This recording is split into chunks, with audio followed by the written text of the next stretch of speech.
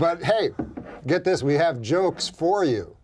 We're the only show that provides the guests with jokes. Now, wait, when you say jokes for me, you read them. For me to... Yeah. Oh, you mean for me to tell? Yeah. Oh, okay. So you don't have to think about it. I like that. Now, let me see. There's less pressure telling them than having a fake react to them. Exactly. and you know, if it doesn't work, it's not your fault. You know what I mean? I'm saying it to you, or no, it's the camera? Yeah. Okay. Should I read it first, or just wing it? Just Scientists now say that trout can communicate with each other with subtle physical gestures. Just when you thought trout couldn't get any more, well, I should read it first. I should read it first start to again. give it the Yeah, case. start again. Yeah, you're right. You're right. Oh, so this is like a monologue. Yeah. Okay. Scientists now say that trout can communicate with each other with certain physical gestures. Geez, just when you thought trout couldn't get more fascinating. Wow. He swallowed that whole, well, that's incredible. I did. Yeah. You shouldn't stop right before the last punchline word. You shouldn't go. How did you do that, though? How did you memorize that so quickly? Oh, I don't know. Just good, huh? Here, Fred. Adam. Whatever. Well, that name's a name. Jesus Christ, it gets fucking... You knew what he meant. Yeah. Mondays aren't actually worse than any other day, according to a group of researchers who've never read a Garfield comic. Fred? Yeah. You can't win with these. Now you want to read it over first. Okay, Right? trash Fred. I'm actually, I don't want to mispronounce a word. Yeah, I'm stupid. of course. The Jamestown College. How about this? I'll read it to myself. I'll say just enough so you can hear it.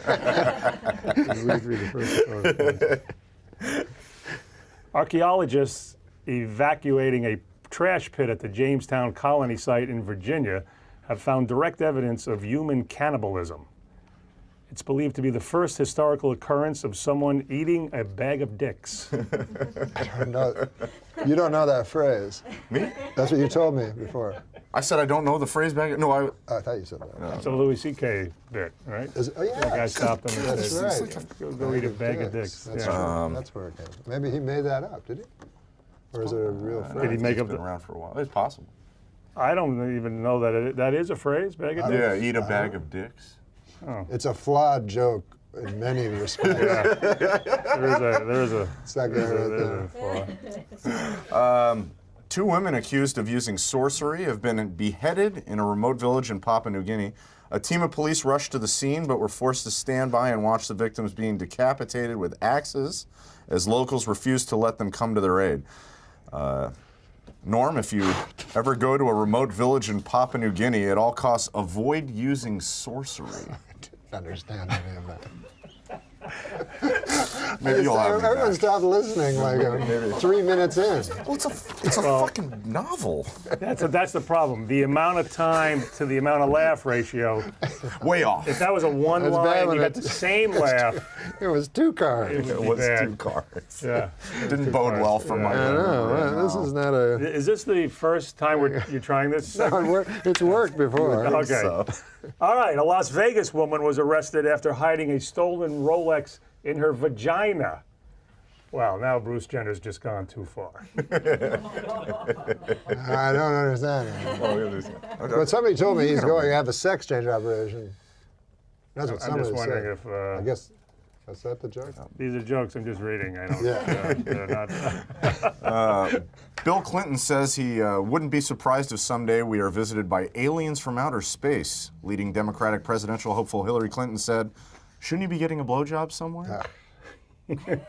Why always dirty? Boy, it was dirty. But this is a joke I think Ray Can't lose? will kill with him. Can't lose? I think. Las Vegas is now home to a 550-foot tall Ferris wheel. Also drawing thousands to Las Vegas, whores.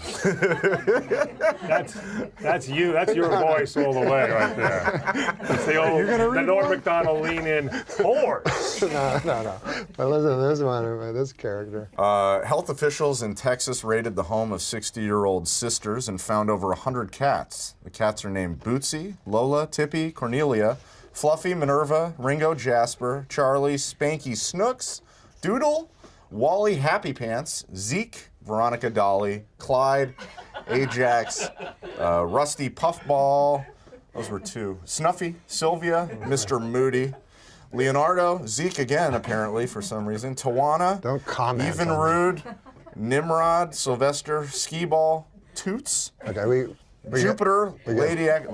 Still like Oh, this is one of the bits that 25 minutes. That gets that's funnier. Funny, not funny, Yeah. most funny again. Yeah, And that then theory. not funny, and then Murgatroyd, Lullabelle, Newton, Felix. remember Letterman's top Smurfette. 10 numbers? The top 10. That's great. Top 10. Top 10 numbers from 1 to 1 10. to 10. Oh Yeah, my and, God, and that's awesome. all it was like number 10. That's 8. great. And then Do you and there remember was that, a big Steve? applause, yeah. It was actually an emergency list. And it killed. Yeah, Right? yeah, because there was a surprise ending, because there was a tie. At 3.5. What a Yeah, great yeah. twist. That's He had written a awesome. list about an airplane crash, the pilot excuses. And Letterman said, maybe this is a bad idea. 'Cause Yes. It was a crash. Yeah. Yes. And so we had a minute. I said, how about numbers from 1 to 10? Yeah. So he was actually reading it cold. Oh, so you That was wait a actually minute, wait a your minute. I idea. just quoted something that you wrote. Yeah, yep. That is great. Yeah. More out than you would think. All right, this is the last joke. All right, why don't you do it? No. I didn't do a joke read one today. joke, yeah. Well, I think it is. Again, okay. Great. The street drug Special K has been found to be an excellent treatment for depression. This, according to the New England Journal of Gary Busey. All right, we'll end it there. We are back with the only Adam Sandler. Yep. I think they were confused, but I didn't say one and only. Why should you? But I figure only. There is. You don't need one. You don't need one. All right, Adam Sandler says we're going to do jokes on this show. We actually provide the guests with jokes. Oh, good. So you don't have to think about Who wrote them? funny stuff. Oh, we don't like to say because you can also you have the option to pass. Oh, but I can put this in my act It's if I like want. Jimmy Fallon. Yes. It's a game. Okay, ready? I'll do the first joke to show you how they go. Michigan, so you can do it to the camera or you can do it to me. It doesn't matter who you do it to. Michigan man Curtis Peterson received a 15-year prison sentence for having sex with his pet pit bull. What's that, lassie? Woof, woof. Grandpa got stuck in a well? Woof, woof. Oh, you got raped. So I didn't want to say, but that's just a. Now this is to me a perfect Sandler joke. You try that one. Okay. A new study found that men with beards are more attractive. More great work from the University of Bob Seger. That was a good one. That's great. We always get one to Ige, Let's go, baby. All right. Big man. Sometimes he gets nothing. Growing up, I never would have believed that one day I'd need a computer just to masturbate. That's not bad. Did they have computers when you grew up? Yeah, I had a TRS-80. Apple II GS. Oh, really? So yeah, when I was young, Radio Shack TRS-80. But we're older than you, huh, buddy? I don't remember That was a computers. biggie. When I was young, the computers were so big they'd fill up a whole room. But the good thing is you could ask them a specific question, and then it would come out yes or no. Unless you asked them an imponderable, and then smoke would spit out. And it'd say this does not compute. Okay, here, what about this joke? Call me an old softy. But I'd prefer if you called me a distinguished gentleman with a flagging erection. Hey, you got the New York things on, so here's a New York joke. All right. New York sports joke. Tim Tebow's time in New York wasn't a total loss. He had a monument built to him in Central Park. A bench. A bench. A bench. In my opinion, if you're going to fight the war on terror, a good place to start would be this nation's haunted houses. They're terrifying. That's a good one. When I was a boy, my dad, he was a I guess he was a frugal fella. Yes, yes. You know, he was the double generation. He had a big family. He had to have yeah. money for, you know. And he was the age, you know, of my grandfather. He had me when he was 50. So he had lived in the Depression and stuff. Anyways, the point of the thing is this. We're at the exhibition, and there's the haunted house. So me and my brothers all want to go in the haunted house, and my dad says, well, God, Dad, that's no haunted. That can't be a haunted house. Why not? Well, it has wheels. The ghosts that come right out of it. That's funny, man. It's direct. Catherine Zeta-Jones has been diagnosed with bipolar disorder. Turns out half the time she's Zeta. Oh, that's good. Here's one for you, Adam. Etsy. If you were a Russian prostitute on a date with serial killer Andrei Chikatily, a.k.a. the Rostov Ripper, and he couldn't achieve an erection, this was not your lucky day. Oh, goodness. Well, things happen in this world, you know. Here's one. This actually is from my home country. Oh, okay. Canada. Yeah. Self-described Canadian porn star Luca Rocco Magnotta heading to court soon for the grisly murder of his Chinese boyfriend. Magnotta allegedly killed Lin Yoon on videotape. He started by cutting Yoon's penis off, leading to his lover bleeding out live on videotape. Ooh. Magnotta then went to his kitchen and placed his boyfriend's penis into a skillet, frying it until it was golden brown. While taking his last breath, Yoon witnessed his supposed soulmate feast on his genitals. After Yoon had perished, Magnotta began dismembering him, sending packages of his... I mean, this guy was a real jerk. Yeah.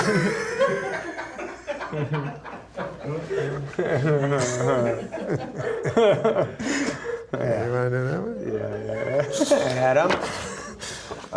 One day in the hopefully not too distant future, North Korean dictator Kim Jong-un is going to hear a loud popping sound, the sound of his head coming out of his ass. Adam was very kind. Adam was the kindest guest to you so far. Yeah, by far. Yeah. Just in case he's still booking Tempe. Got to get in there. Super Dave Osborne stared at him for a full 25 seconds. He's tough. He's a strong man, yeah. Where did you find this guy? That guy is funny, though, eh? Here's one for Adam. Thanks. A little joke. There's no wrong way to eat a Reese's, says the guy who didn't shove a bunch of Reese's up his ass. That's good. Very good.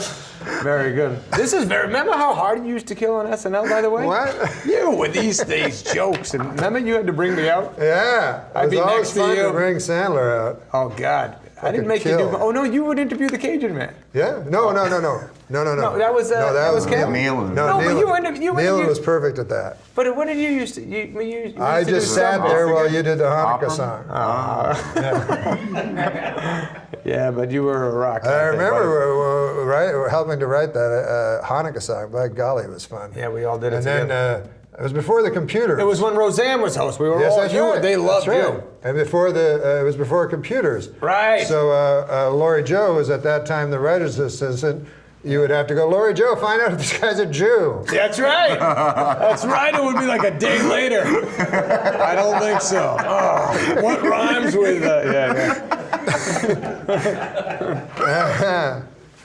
And then at the end, all I remember at the end, I said, there he is, Adam Sandler, not too shabby. Oh, wow. Very Okay, what's nicely your done. joke? The Octomom has reportedly been evicted from her California home. The mother of 14 children packed up and left her property in Palmdale after being asked to leave for not paying her rent for the month of April. The single parent, whose real name is Nadia Suleman, exited leaving a huge mess and the stench of urine inside the pad. Wait, it says here the urine has been traced back to Adam Eget, which is me. So it's a self-effacing joke. Tricked you there, Adam. Hey, here's one that for Adam. It reminds me of a Dangerfield joke. So I'm going to give it to Adam for his long-standing respect and love For the for the great My Rodney. favorite All stand-up. right, baby, okay, give me this. All right, okay. All right, my brother-in-law is so stupid. You kidding me? The first thing on his bucket list was suicide. All right, baby, okay. That's good, That is a very good Rodney Very joke. good That's like a Rodney. Okay, all right. fine. I remember at the end, I saw him a couple of times at the improv, and at the end he'd say, "Thanks for the use of the hall." Oh, yeah, I wish we had the hall. Gardner joke that you made him tell Rodney. Was it? Remember Bob Woods used to open for Buddy Hackett? Yeah, yeah, yeah. And he used to, he won the first night, he said to Buddy when he got off, "Hey man, that was a great set." He goes, "They're not sets, they're shows." And then and Bob Woods said that he did a whole tour with him, and he on purpose did it every just night. kept saying it? And he would come off and he'd go, "Whoa man, that was quite a set." "They're not sets, all right, baby, thanks for the haul. You're all right, you're okay. Kevin James has a smooth Rodney, by the way. Yeah. Oh, he does a good one? Unbelievable, Rodney. Really? Yeah, he gets deeper. Yeah. Hanging out with Rodney, by the way, was that not the Oh craziest? my God! It's funny that he thought he didn't know he's funny or something, you know. Like, yeah, everything he Right. said was funny. Yeah. and everything was funny, but he didn't know if you were making fun of him. Yeah, or they think I'm a square or something. Yeah, but everybody worshipped Everyone him, but loved he him. didn't understand it. Yeah. Any good stories from? Well, no, one time Josh Gardner he used to do this joke all the time, and I make him do it. It was a retarded joke, where he'd go like, there's these two gay guys, and one guy says to the other, he says, this is how Josh talks, he goes, one gay guy says to the other, "Let's play a game called hide and go seek, and I will hide, you try to seek me, and if you find me, you get to fuck my ass, I'll be behind the couch." So I said, "You got to tell that to Rodney, you know?" And so Rodney came, and then they were in that hallway down by the makeup where it's super thin, you know, that Farley used to have his dressing room. It's that super thin hall. And so I said, "Go tell him the joke." And he got stuck there with Rodney real close, you know. And he told the joke to Rodney, and then big silence, and then Rodney said, "I'll tell you something, kid, I'm not much for jokes, okay?" The guy most for jokes ever. I hate one-liners, baby, all right? We're going to end the entire broadcast now. Yep. So thank you, Adam. It's time, Normie. This is Let's do it wonderful. again. It's great being with I'm going to give you bud. 2 jokes to do, though, to end the show. Okay. And here is the first joke. Now, you can read ahead. There's nothing wrong. There's no shame in reading Okay, ahead. so I can deliver it a little stronger. Yeah, no, you've been delivering them great. I'm just saying, I no shame in reading ahead. think there's nothing cooler than being a lone wolf, except at wolf picnics when you don't have a partner for the wolf wheelbarrow race. Okay, you know what? All right, baby. Okay. I'm going to give you two more jokes. You can read ahead, but I think this one is perfect Sandler. Okay. Offstage Sandler. That's a good one. We're gonna end. We should end that. Here, I'll tell you what. We'll end with that one. right, you and do say that one. that. You can read ahead. Porn on that actor one. Ron Jeremy is back at work after having open heart surgery. The name of his next feature, "I'll have to sit down for most of this."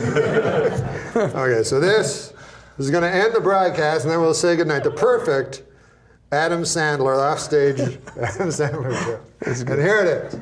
Thomas Edison invented the light bulb, but I invented the light bulb up my ass. All right, Adam Sandler, everybody. Thank you, buddy. All right. Not too shabby. Thank you very My much. hero, Adam. Way to go. Do you want to do some jokes, David? Fuck, something, yeah. Well, here's a very, what do you call it? When a joke is just ripped from today's headlines. We have to explain him how the joke's Topical. Topical. After being drafted in the 7th round by the Rams, Michael Sam kissed his boyfriend. The celebration didn't end there because on ESPN2 there was full insertion. This is a joke. Yeah, these are jokes on these cards. Oh, okay. It's time for this week's This Week I Learned. Adam, there's a thing we do. This Week I Learned. This week, I learned that cum tastes like nickels. Oh. This week. Is that true? That cum tastes like nickels? Yeah. That's funny. Is that what it says? That's what it says here. This week I learned how many gallons of sweat my Kmart hat can hold. Jesus Christ. But you know, people are watching that envy the heat, you know, from all across this nation. Oh, God. Yeah, it sounds like when I was in Arizona. I hate that. This is interesting. A study has found that the average high school prom goer now spends $1,000, or $2,000 if you count the abortion. Have you ever been with a girl that had an abortion? Sir. Sir. This guy goes in and they go, hey, 10th one's free. Hit his card. I do have a lot of abortions. Under your belt. There's one joke for you. A Westchester parking enforcement officer stole $89,000 in quarters. How much laundry does this guy need to do? No, this is a good performing joke. The man behind the voice of Tony the Tiger. Sadly, the man behind the voice of Tony the Tiger died at 64. His last words, I don't feel great. I gave it something. Yeah. Are these left over from when you did updates? Oh boy, two strangers were arrested for having sex on a plane. How about that, huh? You know who I feel sorry for? The guy in the middle seat. This saves it. Do you like American Idol? Sure. Okay. Wait, no, I don't like it. Then do the joke. Oh, here's a good one. Are these from the audience? They write them? Did you read them? Did you write them or the audience? Sure. No. Neil Patrick Harris posed nude for the cover of Rolling Stone. This is a true story. Neil Patrick Harris posed nude for. Am I reading it wrong? No, I'm just saying it's a true story. Neil Patrick Harris posed nude for the cover of Rolling Stone, except for a hat hanging off his wiener. And this morning, Adam Egat. Oh, is that your name? Fucking change it. And this morning, Adam woke up and said, "Hey, where's my hat?" Sorry, Neil Patrick Harris is a cock. It's on his dick. Go get it. I bet Neil Patrick Harris fucking shoved his cock deep up his asshole. Huh? Oh my God. But he probably couldn't even get it hard because look at him. So he had to like cram it in. Like, you ever have to cram it in? Or no, you probably. It's a lot of work. Yeah. Sometimes it's not worth the anal sex. We are living in a golden age. I go, can we just tell people we went in the behind and we don't have to really do it? The behind. I'm trying to clean up your fucking show. We're living in a golden age of Adam masturbating to interracial granny porn. Gary told you that one in confidence. So that's fine.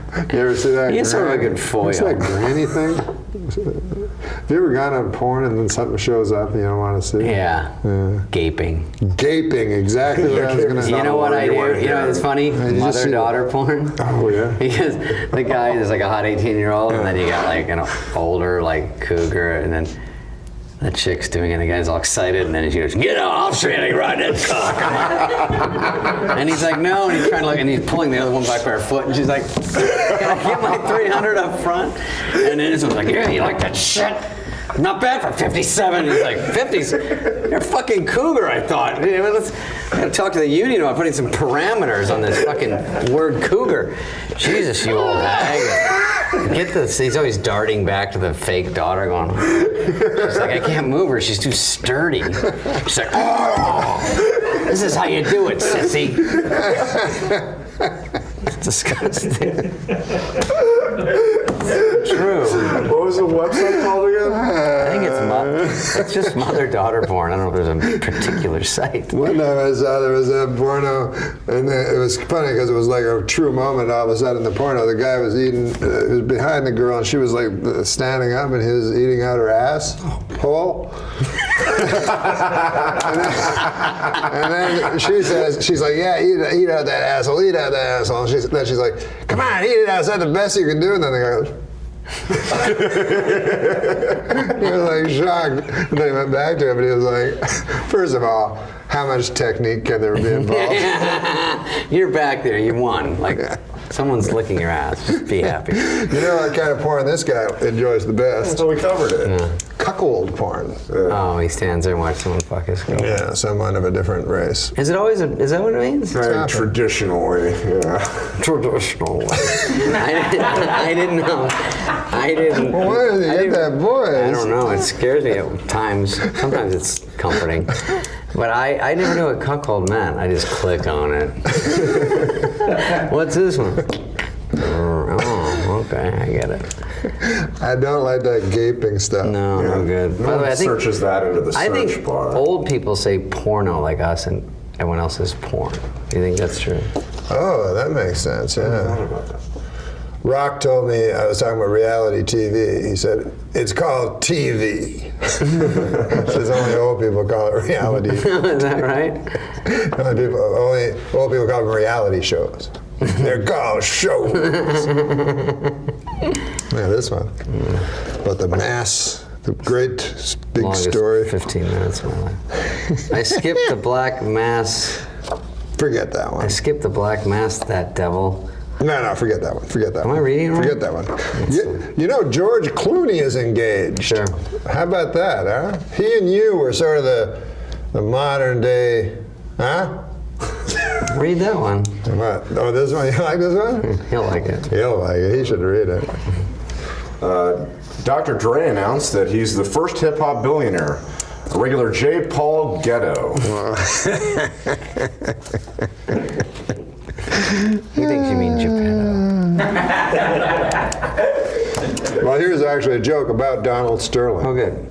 All the charities that Donald Sterling donated millions of dollars to are giving the money back to him. Well, that'll show him. It's not bad. There you go, man. Oh, what about this? A pit bull. What is it? To stop a pit bull attacking her daughter, a Texas man bit the dog. Well, that's an interesting story. A man bites a dog. It's not what I would call news. Man bites dog. Yeah. Used to be dog bites man, right? Yeah. Is that the joke? Yeah. I don't get this. I don't get it. Really. Do you write these for real? Do these come from the fucking YouTube subscribers or whatever? Oh, you know the search for the Malaysian Airlines? Did you hear about the latest? I heard it was missing. Well, did you hear about the latest? No. Here, it's on this card. Oh, okay. The search continues. In related news, a plane was spotted by some cavemen in the year 365 BC. I don't totally get it. This back in time? is the final joke. In my hand, Thank God. Are we getting a wrap up? I hold the final joke. Please, because I have to make some calls. Thank you for being with us, David. And you look great. I do? Yes, to me, I'm quite shocked actually by it. I mean, I see David, but No, because I got a little skinnier because I ate what was that it? vegetables. Yeah, well, at SNL I eat pizza every day and fat stuff, and I got pasty By and golly, you look young though. Doesn't he look young? Yeah, it's shocking. I mean, I see him a lot all the time, but for some reason it struck me Are we today the same? how age? old. You know, I think I'm the same age as Russell Crowe. No, I I think he just looks hit. older I just hit a huge number. I don't want. Let's not talk about it. Yeah, It's I'm horrible. 50 years old. But here, 9 more years, I'll be there. I hold in my hand. He's young, but his cock doesn't work. In my hand, I hold The last. the final joke, Okay. and then we fade to black, David. Back up. So thank you for being with us. I like that people have headsets on here, like this is some sort of real show. Yeah. That's pretty fun. Go ahead. The last This is one. usually where Do you I think say this is that, a top 10 thank show you, you David got? Spade, and then everyone in the crew sort of applauds. Okay. But read your David last joke. Spade. Read your last joke. No, they should have done it by now. I like that you can hear the crew. They're interactive. Yeah. That's good. Here it is. So thank you for being with us, David. Would you like to have any parting words? Any parting words? Me for David? For David. Oh yeah, thanks for being here. Okay. Do you want to say it in your regular voice? You mean more Buffalo Bill? Thanks for being here. Like that? The final joke It's growing on me. from David Spade, a man in Chippewa. A man in Chippewa. Did you help me like with Well, that just one? yes. A man in Chippewa allowed a hyena to eat his penis after being told by a witch doctor it would help him become rich. Is it me or does it sound like that hyena and witch doctor were in cahoots? That's pretty. I'm glad you saved that for that. David Spade, yeah. Get my things, guys. Thank you. So this is where we do jokes. Would you like to do a joke, Carl? You're a great joke teller. I'd love to do a joke. Okay, here's a joke. Okay. Carl Reiner, the great Carl Reiner. So you can read ahead. You can just read. No, a tractor trailer flipped over, releasing millions of bees, which stung the driver hundreds of times. Speaking from the hospital, the driver said, "No flowers?" Wow, you put a little Yiddish in that one. Yeah. I realized in therapy, Carl, that I'm not afraid of dying. I'm afraid of living. Oh, no, I'm afraid of dying. I had Larry King sit in this chair, your No chair, kidding. a couple of weeks ago, and he said exactly. That's right. He said, and he's a younger man than you by a dozen years. Really? As many as Emmys as you have, so the years that he No kidding. divides you by. But he thinks of death all the time. You know, there's a whole. What about you? There's a whole chapter in this book, how to tell of the encroaching. Oh, look at this. You know, I have you asked about tweets. There's a whole bunch of put your money where your mouth is when a burglar breaks into your home. My favorite Put your was- money where your mouth is, and you'll get the tenth the interest you would from a bank. There are a lot of those. My favorite was He'll a interrupt penny you at earned this is point. nothing to brag about. Yeah, a That penny one. earned is nothing to brag about, right? Some good people one. just don't get it, while other people get it but just don't want it. Well, that's those not are so good. good. Felons will be less likely to commit crimes if our prisons served worse food. Well, what about these jokes? They're not going to sound as funny anymore. No, go ahead. Well, you don't want to do a dirty joke, Carl. Absolutely. There you go, sir. Okay. Police in Tennessee arrested a teenage girl when they found a loaded handgun in her vagina. When questioned, her boyfriend said, "I guess that explains why my cock..." I can't say that word. "I guess that explains why my cock kept getting blown off." I don't get it. Oh, I get it. I make believe I don't get it because that means I'm not complicit. I'm not complicit. 2 months later, we still haven't found Malaysia Airlines Flight 370. This looks like the work of Joran Vandersloot. Remember that character? Yes. No. You don't remember him? He's one who allegedly, he murdered a How about this one, Carl? Okay. A 28-year-old med student is auctioning off her virginity online. For $300,000, you can have the worst sex of your life. That's good. That ain't That's bad. good. That ain't Who bad. writes these? Oh, well. How about this one? I know who writes them. You know who writes them?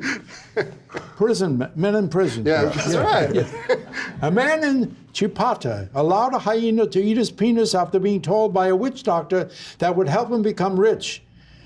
Is it me, or does it sound like that hyena and witch doctor were in cahoots? I think maybe they were in cahoots. Gee, who writes these? Huh? We should have this person locked up and looked at, or at least looked at. Let's let Adam Egan read one. He likes to read sometimes. All right, George Clooney's engaged. The rich and handsome 53-year-old told reporters, "It's time for me to settle down and start officially cheating on a heartsick and disillusioned spouse."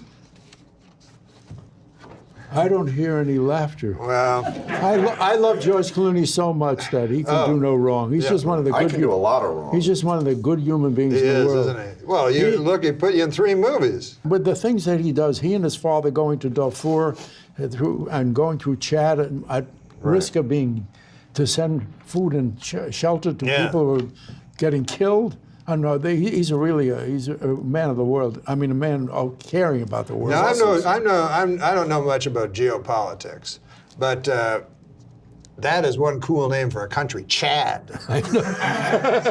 Yeah. Hey, how about this one? Yeah, okay. This is a terrible story. The The Nigerian kidnapping victim in schoolgirls. Nigeria are being forced to marry their captors.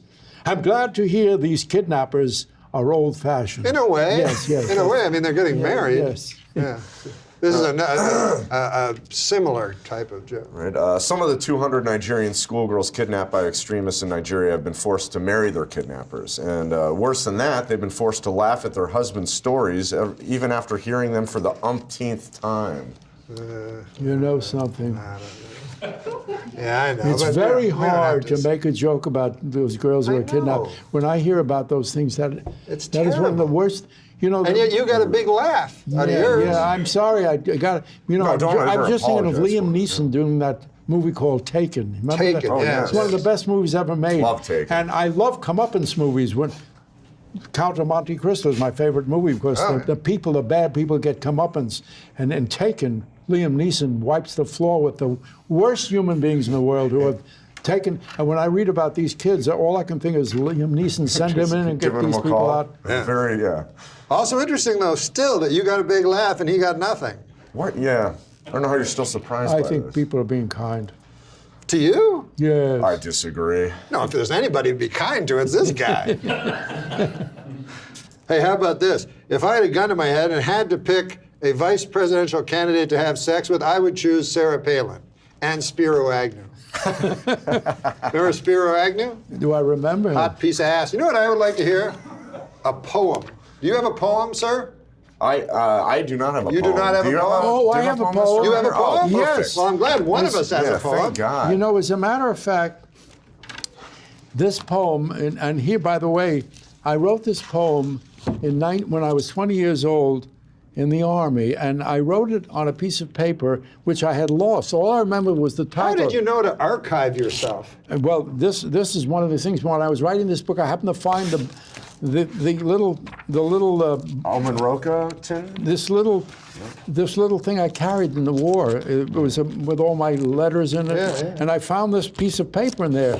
All I remember was the Ode to the Buttocks Bountiful. I know I Ode the to Buttocks, the Buttocks Bountiful. and I remember Hell of a I'd title. written that. Would you and do us the honor of reading? I will, and I would not have been able to write it had I not found it just a week before I finished writing this book. Ode to the Buttocks Bountiful. This is I had written this to a girl that I had met in the Army before I was married.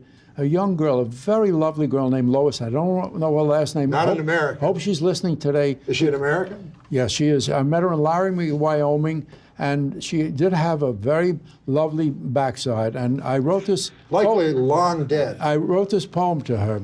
Wouldn't you say? Pardon? I say likely long dead. Yes. No, not likely. She was younger than I. Oh. Maybe not. Oh no, she probably. Oh, to the Buttocks Bountiful. In any anthology of poetry carefully bound, poems of love and hate undoubtedly could be found. And wherever one deemed to look or to gaze, up would pop Keats with Nightingale and vase. But ne'er has there been in verse or in rhyme an ode or sonnet to a curvaceous behind. To the laws of poets I will not abide, but write as I will of the broad backside. To me this subject is quite as dear as love and intrigue was to Will Shakespeare. So to hell with convention and the great bard, I'll write as I will of the hiney firm and hard. I do not extol, of course, any blasé ass, but one that belongs to a lovely sweet lass.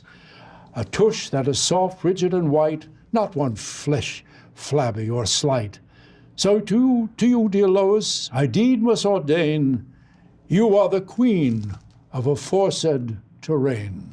Wow. Anyway, You're like, you're like, you're a that. Renaissance man. I sent that to her and she loved it. You read She it? really did. As a matter of fact, she was a very, very lovely girl. You know what else is interesting? Bodacious behinds are now all the in thing. I know. Yeah. You know, she made a trip from Laramie, Wyoming to Bronx, New York, just to visit my folks and tell them what a lovely son they grew up. And she was a very lovely girl. I wish I knew her last name, and I wish she was still alive so I could thank her and say hello to You her. are multi-talented, though. I did not know that. You are a Renaissance man. I would call you the rich man's Steve Allen. The rich man's poor.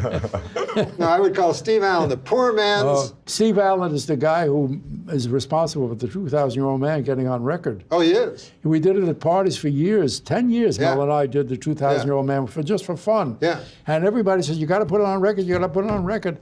And we said, no, this is only for Jews and non-anti-Semitic Gentiles. And finally, Steve Allen said, fellas, if you don't do it, George Burns says, if you don't, he saw it at a party, if you don't put it on a record, I'm going to steal it. And Edward G. Robinson said, put it on a record. He says, I want to make a play. I want to make a play out of that. Make a play out of that. That's what he said. Make a play out of that. I want to play the 1,000-year-old man.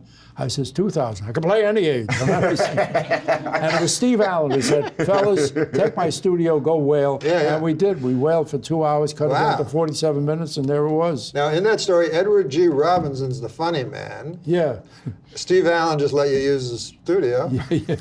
But it was you who created the 2,000-year-old man. Not even Mel Brooks. You. Yes. The great Carl Reiner has been with us for the full hour of a very special show.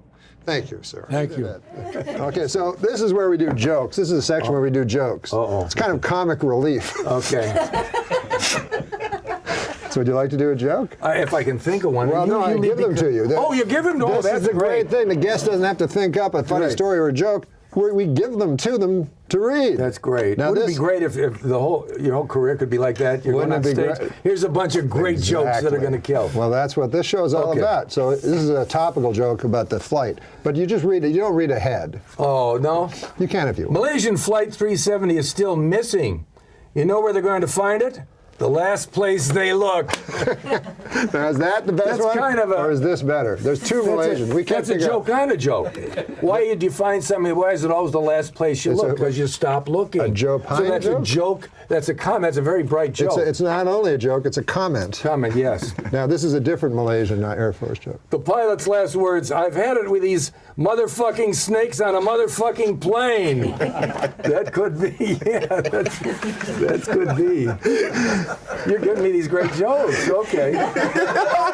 Can you do an African-American accent? I'll try, yeah. Okay. We'll give you an African-American. Your mom is so fat she developed type 2 diabetes and congestive heart failure. Snap! I don't get that. That so fat she did something. Well, it's kind of an anti-joke. It's a literal, yeah. Oh, okay. You know these new meta jokes? Yeah, I don't know that. Well, she's so fat, you expect a joke, but then she's just so fat. I get it. Have you ever seen George Wallace in Las Vegas? I love George Wallace. Wonderfully funny. Yeah, with his beret. And he does his your mama jokes. No, your mama. Yes. And then he'll have people yell jokes from the audience and he'll pretend he's upset by it. Right. I thought of one. Tell me about this. Yeah. Hey, George, my mother is so fat when she came to Vegas they had to build another hotel. That's not bad. Was it good enough to send to George Wallace? Sure. Yeah. Okay. Now, I've performed in front of black audiences, African-American audiences, I call them. And boy, they're funny. Like they yell up funny things. Oh, boy. Rather than just like... do they? Yeah. They yell up funny jokes. You know, I see a lot of shows that just have black comics, and I tend to go by them because I say I can't relate, but if you ever watch, they're hysterically funny. It's really good Sometimes good stuff. You can't relate. I saw one time on Def Comedy Jam, and the guy goes, you got the do-rag? He goes, I'm fucking my woman, and I don't want to answer the phone. Oh, shit, it could be a job, and then after you take the do-rag, you wipe off your dick with the do-rag, and I'm like, no, I don't do that. But everyone in the audience is like, yeah, we all do that. We all wipe our dicks off. We're gonna have Adam Egget do a joke. Oh, good. And it's Adam, not Andy. No, I know. I'm trying. You don't hear any more about... In the camera. Oh, sorry. You don't hear any more about Bob Costas' infected eye. Who is stonewalling this investigation? I'm thinking about a year I would work on my delivery, but it's just not working out. Yeah, I get it. I don't blame the joke. Throw him a banana. Throw him a banana. Do dirty work. But you read that like there was a thorough punchline. But yeah, it's. I think the joke is. Don't hear any more about Bob Costas' infected eye. Who's stonewalling this investigation? He's a consummate amateur. Yeah. refreshingly. No, it's a funny joke. But What about this joke? If thinking that women are not funny, emotionally irrational, and less intelligent than men makes me sexist, then yes, I am sexist. Another meta joke. Is it? Sort of. This would be a good joke for you, I feel, Fred. Okay. Just to the Here's camera. what I've learned. You beat up and toss one 19-year-old Hispanic hooker out of a moving car, and they never let you forget it. Isn't that true? That is funny. That's both funny and true. Hispanic Yeah. I got to tell hooker. you about a story in Canada that happened. That's terrible. A guy was gay. It doesn't matter if he was gay or not. But he was a porn star, or he was in porns. I think he was a porn character actor. What? No, I don't know. They always call them porn stars, but there must be porn character actors. William H. Macy. They can't all be stars. So again, back in the old days, they were the great faces, the great penises, the great faces. What a profile. Yeah, on today this they're one. not. They're just all. No one can do an impression of the modern day porn stars. Anyway, this guy was a porn star, and he was gay, and he had a lover, and he killed the lover and ate part of him, and then the rest of him he cut up, and he sent pieces of this guy's body to school children, and some of the pieces to, I mean, this guy was a real jerk.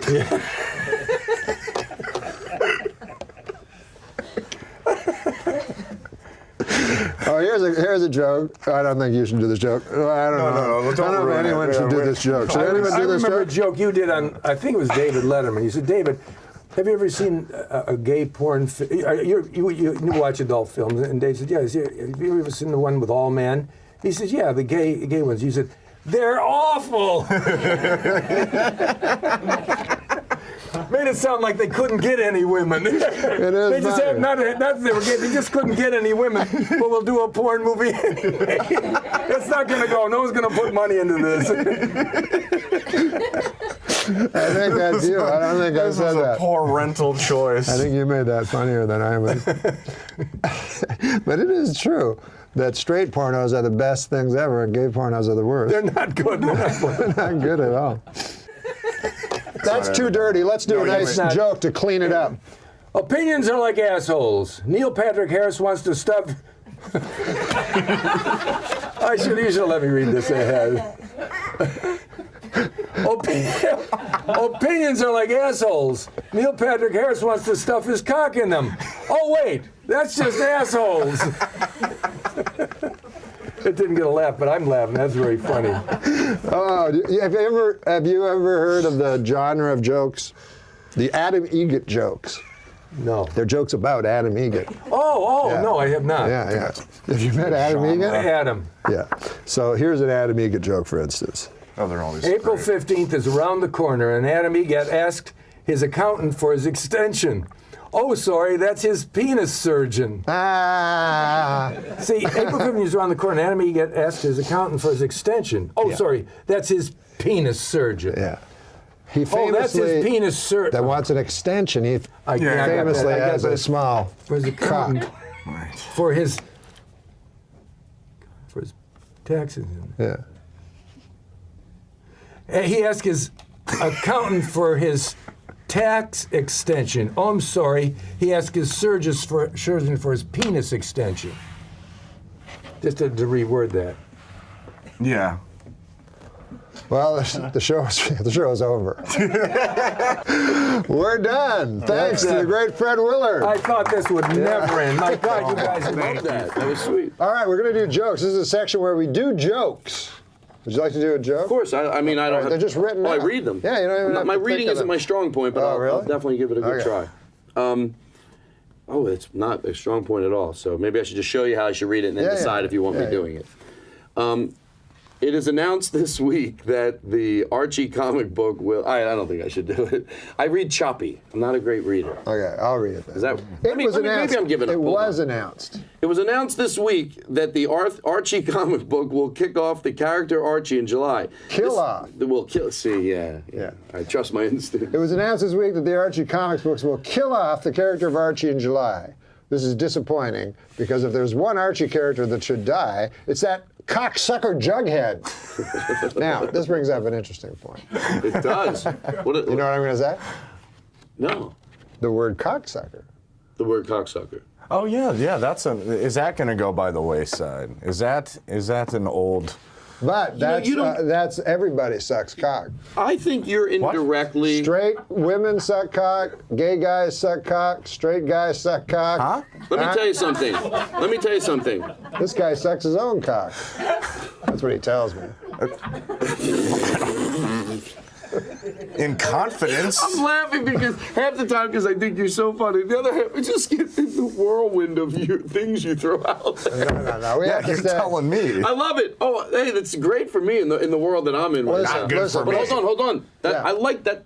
You're stumbling upon something. I know it's accidentally, but this I'm obsessed with what to drop out of, especially when you do comedy. What to drop out. Sure. And again, that's a good one. I think comedically, though, you can always come to a good answer. I think you sort of, I might be wrong, I think you sort of just answered it. Anybody could be a cocksucker. So the question is, why is a cocksucker a bad thing Why comedically? is it a bad thing? But guess what? Comedically, maybe it's because maybe when that was written, that comment, it was thought of women as being cocksuckers because the idea of being gay wasn't even out there. So maybe cocksuckers can. Interesting. It was around, but yeah, probably. Maybe you can say, I don't care. It's like, I have moments of going, no, I won't be that person. It doesn't, when you, I'll say one more thing, because I have said this before, but I want to say it again. You got to look at the past, see how you react to it. If you react different than I do to the past, then don't worry about your present as much as I do, and I mean that genuinely. Right. The thing about Frank Sinatra, when he used to make jokes about Sammy Davis Jr. signing the shoes, they weren't like, fuck black people jokes. And I'm going to go one way, but I'm going the other. You could say Frank got Sammy into the hotels, a lot of people would say. No, you don't understand. They were friends. Frank got those guys into hotels. He wouldn't work there unless Sammy went in. So they were friends. Yeah. So you think it's okay to make those jokes. But I think a smarter person would have been, and I bet they existed. No, they did exist. That stood back and went, I know, but why can't he get him into the hotel and not make those jokes? Exactly. And when I was a little kid, I watched those jokes and I asked my parents, you watch it now and you're like, oh my God. But back then, if people were debating it, some people would be like, they're jokes. It's like, well, we can't joke anymore? Right. I didn't care. As a 12-year-old kid, I looked at it, or whatever age I was, and going, ooh. Even then you knew. Maybe I was older than 12. Yeah. Maybe I'm thinking when I was younger, but that might be even 18 now. You know what I mean? Whatever age I was, I remember it didn't take, all it was my sheer look of I didn't overanalyze it, I didn't know what to say, but I did say this. Ooh, gross. I don't want that shit in my act, so I don't mind. If the cocksucker needs to come out, I'm not going, oh my God. Get it out there. It'll still work.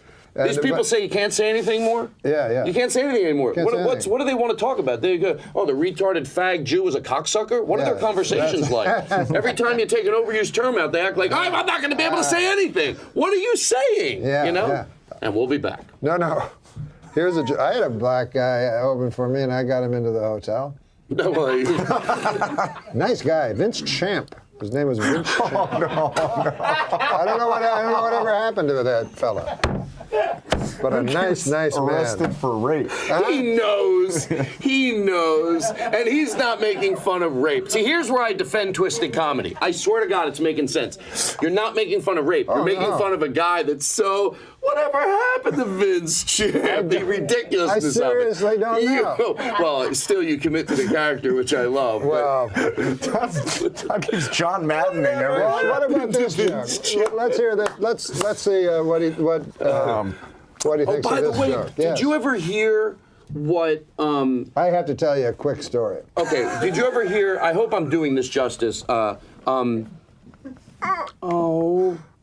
mind. I can't think of his name, and it's embarrassing because I know him really well. I'll tell you the story, and then you'll hear. There's a guy in Canada, right? Mm-hmm.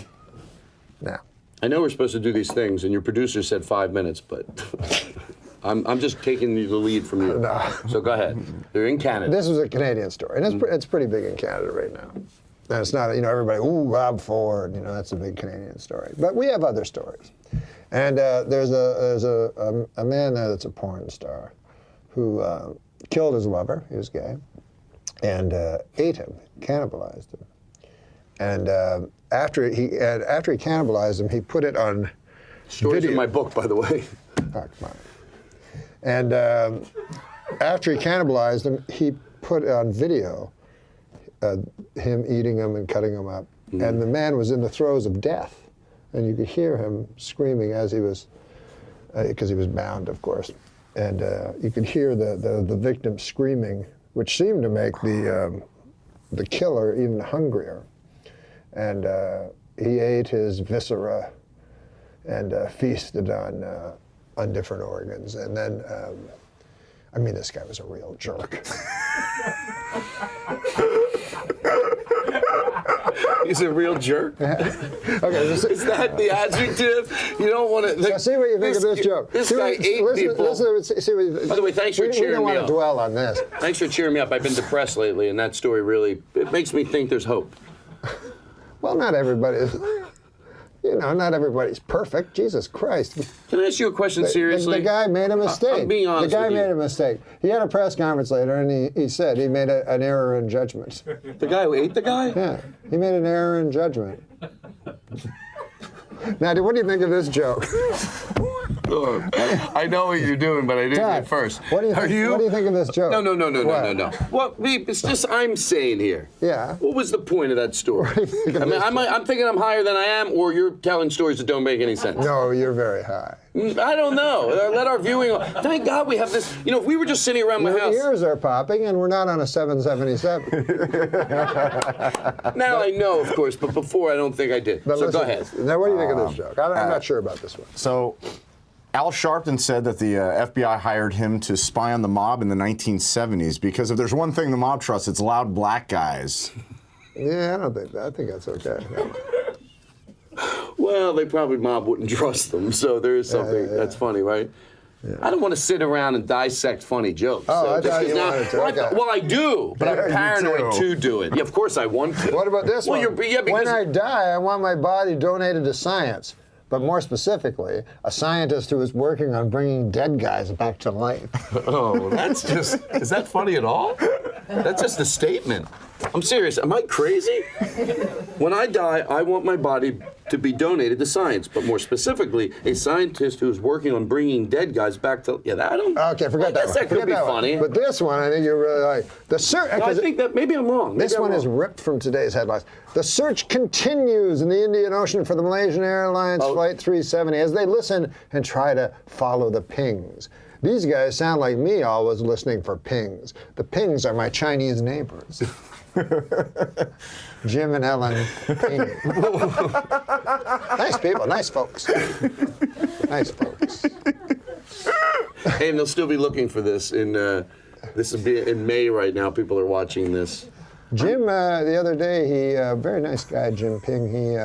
Oh, they really do exist. What is this thing you're doing with your face? Oh, it's. Do you have allergies? No, I'm not used to these glasses, but he was very nice. So you think that's going to help? And he lent me. Is that the face I'm making? Well, one time I thought you were joking around. You were looking at me like, get a close-up. I hope you had a close-up. Roll it in now if you didn't show it sounds before. like this guy's jimping to conclusions. Is what? Jim Ping. Jim. Is that what you said their neighbor was? Jim Ping? That is my neighbor. A nice fella. Nice guy? Let me as abacus I want to do yesterday. this. Jesus. Oh, come on. That's not a Chinese guy. I wasn't saying it was. That was kind of What are you, racist. Mickey Rooney? Hey, come on. I know he's dead, Have a but little Mickey Rooney respect. did a very racist thing like you just did in a movie called Breakfast at Tiffany's by the wonderful Truman Capote. I wasn't doing anything racist, and you know it. But go ahead. I was just doing like someone. I like Audrey Hepburn. I don't think of her, I don't whack off when I think of her, but she had style. Thank you. Thank you. I want to thank you for saying something that's been on my mind for a long time. You like her too? Sure. She was class. No, I was thinking about. Why? Audrey Hepburn had class, but Katharine Hepburn could hang with the fellas. Thank you. That was a better time back then, right? It wasn't. So don't get me No, started. it was a worse time. You know why? They took care. Because they had separate water fountains for the black people and the Chinese people. What? You know, and what did they do back then? Segregated water fountains you're talking about. Yeah. I know you're just kidding. No, I'm not kidding. Well, they yeah, had but everybody segregated knows. water fountains. Now, I know you're not kidding about the event of it happening, but I know you're kidding. Of course, everybody knows that. I'm saying it's a bad thing. Well, of course it was a bad thing. Yeah. But Answering to my it question. existed, as did the Holocaust. I believe that the. All right. First of all, Oh, my family's going to disown me. I'll tell you a good thing. Yeah. I understand now. Can I tell you what I understand? Yeah. You don't believe. You never said anything about the He Holocaust. did say one thing. Can I say? Can I say To George one Carlin? thing? No, I'll be completely honest. To George Carlin. You're not completely honest. This is what he told me. You have to say to George Carlin, or I can't listen. He said. All right, I'll listen. To George Carlin. Okay. Oh. He said, "How could there be poison? A poison gas. I don't know much about the Holocaust, but what did they have inside the The two of you together just are really giving a great homage to that whole time. inside the gas chambers? They put a certain type of gas, cyclic and fire. Mustard gas? No, it certainly wasn't That was mustard World War gas. I. It was Is there a Anyway, question? 9. Steve? Zyklon. gas. There's a Now, number, I think. they put that in the. I believe with all my heart that they put that in and killed innocent people. He says, how is it possible? Because the guards would open the door and get the Zyklon all over their hand and die also. Okay, can I show you? I can do you answer justice. that. Would my guess that you'd say you don't doubt the horrificness of anything that is No. talked about, but that is how would that not happen? How would that not Maybe happen? there was a subdoor. But he had another thing. I don't want to make pretend we're some. He said when the Allied planes came over, they have pictures apparently of the smokestacks, and he said the smokestacks drop a shadow. The smokestacks that we all know spewed out the sad remains of human souls that once had dreams and once loved. He says it's all a bunch of horse shit. I fucking can't laugh. I mean, it's such a terrible thing. But you make me laugh with your fucking weed. We guys know. Did you guys know Mad Men's? There's nothing. I get that. I'm sorry I laughed. You're all right. I'm sorry. We'll edit out Did my you ever laugh. get yelled at on a movie? If there's a specific story, did you ever get yelled at on a movie because you know how you laugh once and everyone laughs, and then you laugh the second time and they'll laugh? But there's a time, have you ever, where someone came to you and went, listen, this can't happen. Did that again. happen to you? Not on anywhere where I had to be nervous about it, but Yeah, not on a legitimate movie where I would have shit my I get pants. nervous. Well, I mean, I get nervous when I screw up lines, for sure. And I do that a lot. Do you ever have it happen where someone pulls you aside? And I goes, read "Hey," the lines 1,000 times and I still screw them up. And people are, it's okay, but you know. After a while, And yeah. they're all pros, you know, because they do it every week. I just do it once in a while. But you know, I just don't know how 6 million people disappear from the face of the earth. Ask this motherfucker. He's the one that thinks that it didn't happen. Well, By the way, you know the weird part? That's why I think something is so funny, because that's the absurdity. Absurd is funny. So to me, it's absurd, but what makes it even funnier, whether it's him or not, and I don't think it is, those people exist. My friend Lynn told me one night, about 15 years ago, he heard someone like that. One of those people that literally says, no, I'm not defying that it. You can tell when they're. They always say it like that. They always. No, you're right. You're right. No, you're absolutely right. They always have the it's something bad happened, right? Yeah. Well, I don't think it's him, but yes, he said he went into it very. Almost, he goes, Todd, it gave me a stomachache because, I know where this fucking person's going with this. Yeah. And he goes, what the fuck did I ever do to make them trust me that I would? Yeah, don't you get that? When they take you into their confidence, like I have cabbies like that. That won't happen that often. I was driving with once that, thank God. in Toronto, and the guy goes, "It's a good city, too many burrheads." First of all, I'd never heard burrheads before. I've never heard that. But he's, and then I say nothing, so he assumes I agree with him. What is You never thought that silence would mean agreement, right? Silence is assent. But by the way, if we said one thing tonight's show, didn't we just say it all? Silence is assent. If you know, hold on. You would probably argue with Hold that on. guy. If comedically we just stumbled upon that dumb or not, you could go, how could that guy think so? That's not the point. The point is, some people think silence means you agree. That should change the way we all live. Right? Because when you're somewhere at a party and somebody says something, I always talk about that. You don't have to stop everything for an hour and a half, but don't let your silence think this dumb fuck that you agree. Take 30 seconds and just say, exactly. Right? Because I've been silent a fucking lot. I'm not ruining Thanksgiving dinner. I'm not going to do this. By the way, no bullshit to George Carlin. I talk about it in the book. I'm doing Portland next week, and the last time I was there, Name drop. I was, the driver's taking me to the hotel. And, they're all hippies, and this long-haired outfit.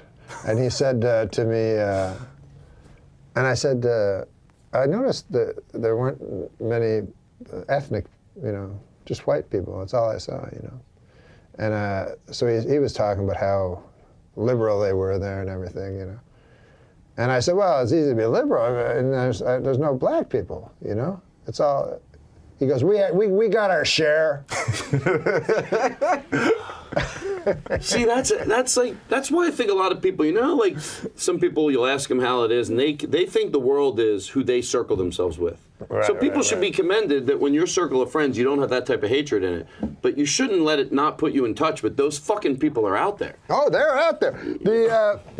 A swastika is a symbol of hate. It's not an ancient Indian. It was once a symbol of peace. Yeah, I know. Listen, we got to thank. We can't go That's on just because history. this is becoming just hatred.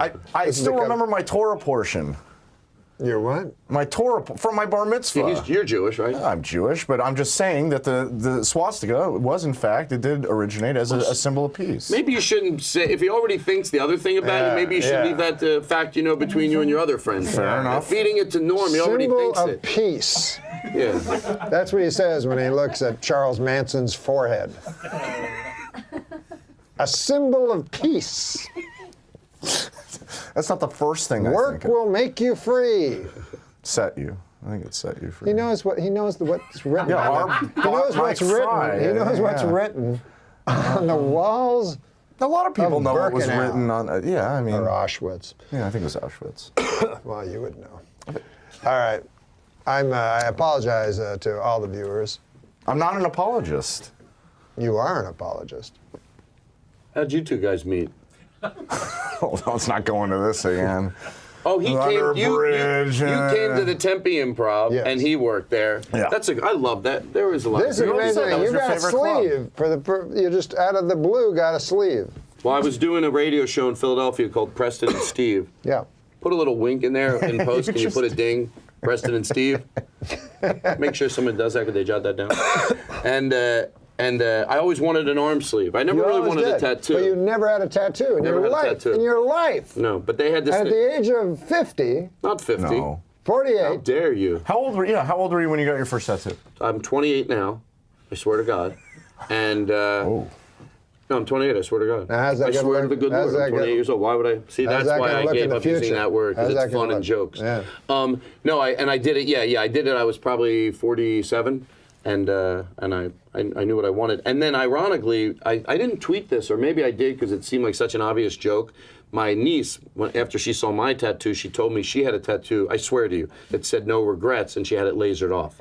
Her and I go, Katie, do you realize how funny that is? She goes, well, I made a mistake. At least she realized it. What's going on? Did you stop doing the show? It was just suddenly? Well, I think we had a lot of good. I don't know. You're upset about him. I'm a little upset about him, and then I think it's in very bad taste coming off that to start talking about tattoos on people's arms. I think you started. Why do you? Because I you got my started. first I love tattoo. Norm. You do the old trick. You do it, then you. Well, why would you be talking about tattoos? Because you asked me. Oh, no, not your tattoos. I just thought it was a little tasteless. Whose? Huh? My tattoo? No, his denial of the Holocaust. It is a little. I don't deny. He Is doesn't. there some truth to what he's saying? Seriously? Huh? I got a tattoo when I was 32. See how to change it? That's first. No, I wasn't 30. I was 32. That was my first and only See how he tattoo. avoids the question? No, I think the Holocaust happened.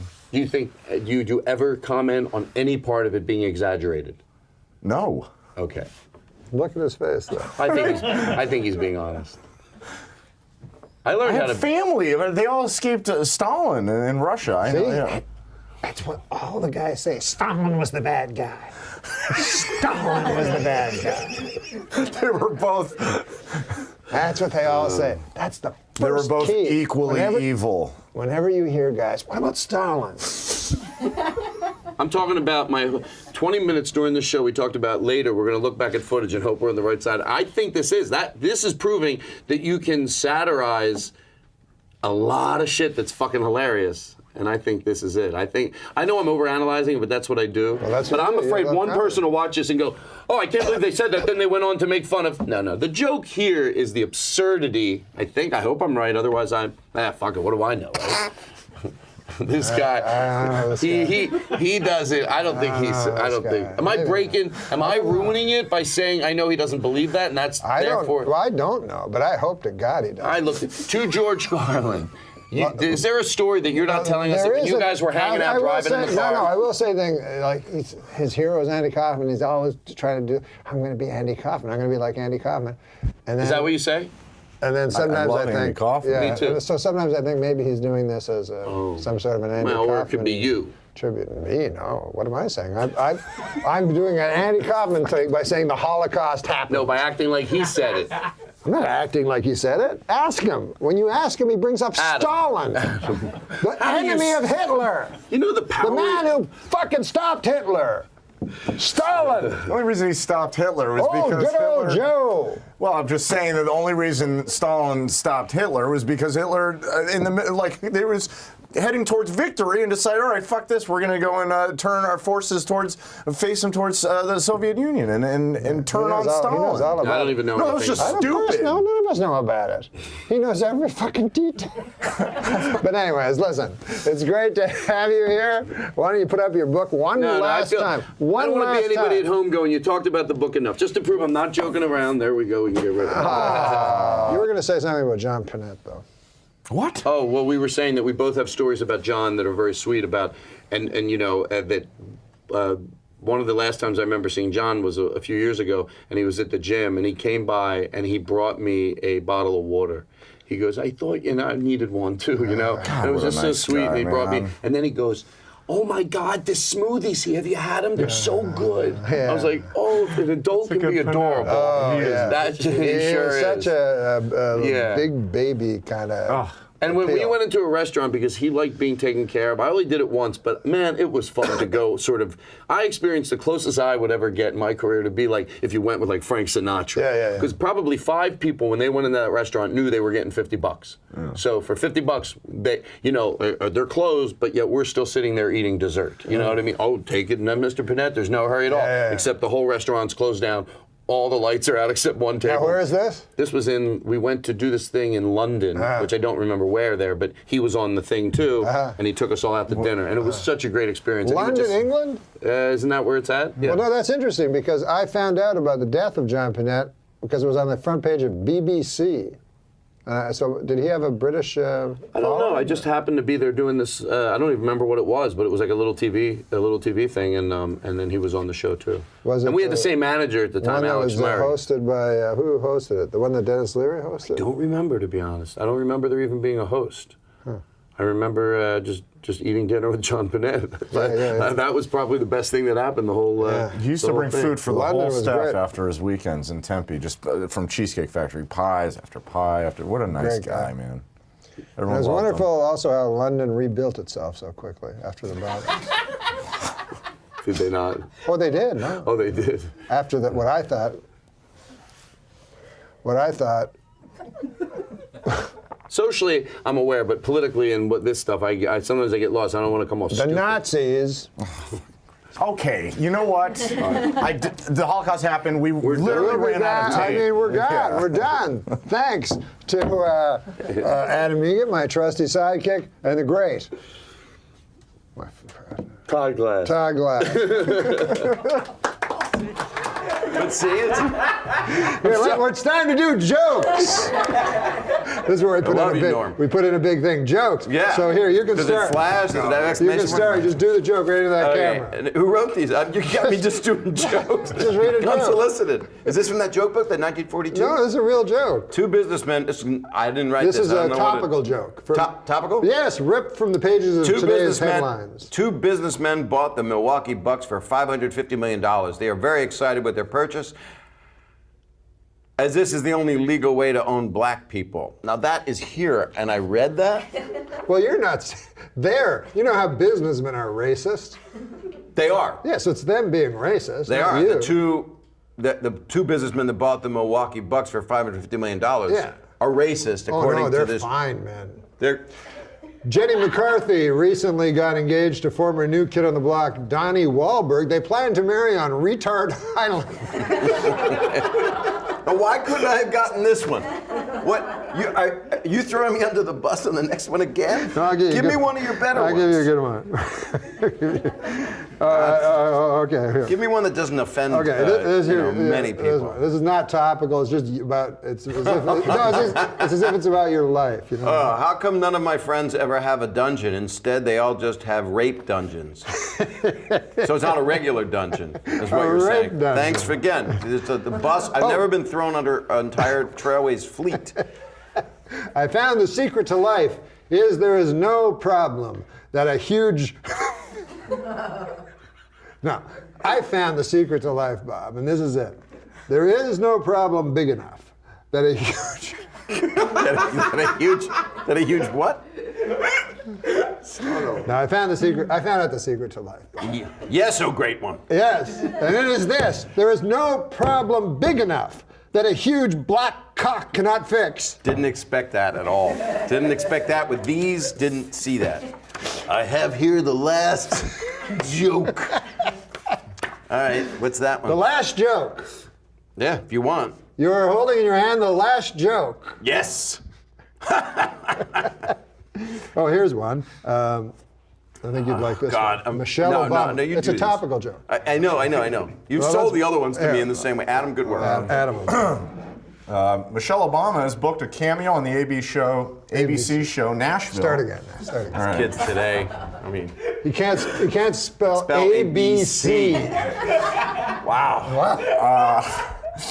Michelle Obama has booked a cameo on the ABC show Nashville. With this and her appearance on iCarly, I think Michelle is ready to start appearing in films. May I suggest my favorite film series, Black Ass Fuckers? It's actually. Does this go live to web? Oh my God. Is that an actual digital? Why are It's you Black reading? Ass Fuckers. Norm, do you just, Actually, there is a series. right. That is There's- true. There is yeah. a series. Yeah. Because I saw Black Ass Fuckers number 5. A pale imitation. I missed number 5. But let me ask you. That's where it really jumped. Let me the ask you shark. a It question. jumped the shark. Black Norm, Ass Fuckers 5. It jumped the shark. You just write all these? Is that what It happened? jumped the shark. I understand. You watch Shark Tank? No, I did see. There was a magazine. I love Shark Tank. Yeah. Oh my, this is my favorite show. I did see a magazine called Black Ass Fuckers, I'll be honest with you. And I looked at I opened it, and it used to be you'd open it and pages would fall out. I don't know if you remember the old porno. No, You'd open it. Anyways. I used to get every Playboy- picture. Playboys, Every I- picture was just a black ass with cum coming out of the asshole. But should we do the last joke? Do the last. You should do it yourself. Just pick I your should do favorite. the last Pick your joke? favorite. Pick your favorite out of all those. Okay. Oh, this one's good because you guys can join me at the end of the joke. You'll see why. Remember? All right, just get ready. This is like the worst Passover Seder I've ever been at. You know what that is? I know what a Passover Seder is, but the worst Passover Seder is when you're there and this guy is talking about the smokestacks of Birkenau not being true. Because he Bring that doesn't up think at it's Pesach. true. There's no way I would bring that up at Pesach dinner. Was This is the Passover- closest I've seen to him admitting to the Holocaust, where he said, I think people have died. He's like, 6,600,000? What's the difference? I'm like, Well, there's a lot of difference. there's a Adam. huge difference. You know, I'm not Passover, arguing they that say with you. that it was the Last Supper was supposed to be the Passover dinner, I think. Oh, is that right? I don't know. I made that up because most of the other facts have been made Well, up. isn't Passover where they put the lamb blood on the lamb door. blood on the That'll door? keep anybody away. Yeah. If I put lamb blood over my door, you probably would call Yeah. 911. And the Jewish children were spared. Yes, because that's they And wanted to. my people, Which is what people is that? Yeah, what is it? the Semites, The Semites, the not Semites anti. that weren't Jews, the children were slaughtered by God, by the angel of death. Oh, the Egyptian in the first Old Testament, Yeah. apparently they In were Deuteronomy. the Pharaoh Yeah. in the Ten Commandments movie. I don't know. I don't know about The movies. animated one that I saw on I don't know C, movies. C, Oh, that's uh, cute. the I Christian- read the book. Did you? Yeah. Here it is. Ready? What's your favorite religious movie? I loved Passion of the Christ. Did you? Although I will say I thought it was very anti-Semitic because every Jew looked like fucking Levitts. You know what I mean? They're all like, yeah. hook noses and stuff. So I could see the anti-Semitism. But what I liked was the incredible violence. But you know what was strange? Did they ask them, did you kill Jesus? No. But when they when they tore apart Jesus with that, when they flayed him with that thing, I'm sorry, I asked. and then they took him to cavalry, it seemed like almost an anticlimax when they nailed him to the cross because he had been beaten so savagely with that crazy ball with spikes in it. Have you ever seen the movie? No, it's hard for me to watch people suffer like that. Yeah. And like this. Which is more difficult to watch, this or The Passion of the Christ? No, Passion of the Christ was my favorite biblical movie. What was your favorite one? Ben-Hur? I actually liked the Last Temptation of Christ that Martin Scorsese directed. That was beautiful. Although it was a lot of New Yorkers. You are a Jew persecuting Jews. How could you do that? Harvey Keitel. And, Yeah. But I liked it because it was trying to... I heard, this is what I heard, that, what was the movie? I guess it was Ben-Hur. But at the end, Christ is up on the cross, and John Wayne is in the movie. Because John Wayne always wanted to get out of his Western thing. So whoever the director was, it was one of those big guys. John Ford, I don't think it was John Ben-Hur? Yeah, I don't know who it was. I don't remember. But anyways, they said that, important. I don't know if this is true, but they said, he came up and he had, he was still John Wayne, so he had the last line of the movie, which was, "Surely this man is the Son of God." And I mean, it's like, oh, it's John Wayne saying it, So he goes, "You're doing it like John Wayne, like a cowboy, This is probably not true, but the director said, "Yeah, John Wayne has the last line of the movie." I ain't. So the director said, "Do it. This is the God, just as Jesus. Do it with awe, All right. Yeah. So what did John Wayne say? Yeah, that, I don't know what the line was. Surely this is the mess. Yeah, partner. Yeah. All right, this is the final joke. Chicago is now #1 in murder and sausages. That sounds like my kind of town. Chicago is my kind of town. Chicago. Sinatra? I don't know. I like Chicago. You don't know that fucking song? Chicago. You have to pay for music royalties here? Yeah, we gotta work on that. By the way, I just want to tell you that this was really fun to do this. Oh, First, I was excited to see you when I came in before we rolled anything. Yeah. I'm really happy to see you. Oh. You look great. Oh, thanks. I got glasses now. I like them. Yeah. They're non-reflective, I I believe. got it off you. I gave you my old glasses. Yeah. Because I've had nothing but Robert Q. Lewis glasses for the past 15 years. Who's Robert Q. Lewis? He was that comedian guy on game shows that always wore glasses. He was Robert a smart, Q. Lewis. chatty guy. Oh, yes, he was on I've Got a Secret. I've Got a Secret, those things. Yes, but I don't know. It was a Robert reference Q. Lewis, what do you say? I was supposed to have his soul and have it in my body. And the answer is Robert Q. Lewis, oh, what do you say? I've got a question. What is the I've question? got a secret. Yes, Robert Q. What's Lewis. your secret? I shit myself. Oh, That's what he would say. Kitty Carlisle, what do you have to say? Jesus Christ. This is the best It's improv. a regular fucking, I know, right? We didn't know we were going to have questions. damn. I don't know. I have to go into improv. I'm going to be Robert Gillo. You be Kitty Carlisle. And let's be on the work show. Kitty no one Carlisle. wants to speak. It's 1955. Would you Go. like to guess the secret? Yeah. What is the secret? Kitty Carlisle. You're a woman. I think that his secret is that he was in Black Ass Fuckers. Wow. I don't know. Do you know Kitty Carlisle was named after Kitty Carlisle was named after a hotel in New York where pussy was good. Kitty Carlisle was basically a pussy whore hotel. Were there any actual facts in this whole interview? Yes. What? That I blew out the tire on Artie Lang's car. Story. That's and Rodney. And Rodney's true. Man, and, I'm sweating like a fucking me too. whore in church. What if we would be sweating like the people he doesn't believe it happened to? Yeah, I know, right? Is this going to be offensive to some people? Yeah, I think it'll be offensive to the most people. Yeah, the state of Israel. But not your. I love the state of Israel. It's not a state, it's a country. It's a country, yes, Yeah. and I support its right not to be extinct. Yeah, my mom lived on a kibbutz for 2 years. Good save. Yeah, really. Whatever. Yeah. My Kibbutz. mother likes falafels. My mother used to. Thanks for bringing that up. Sorry, Bob.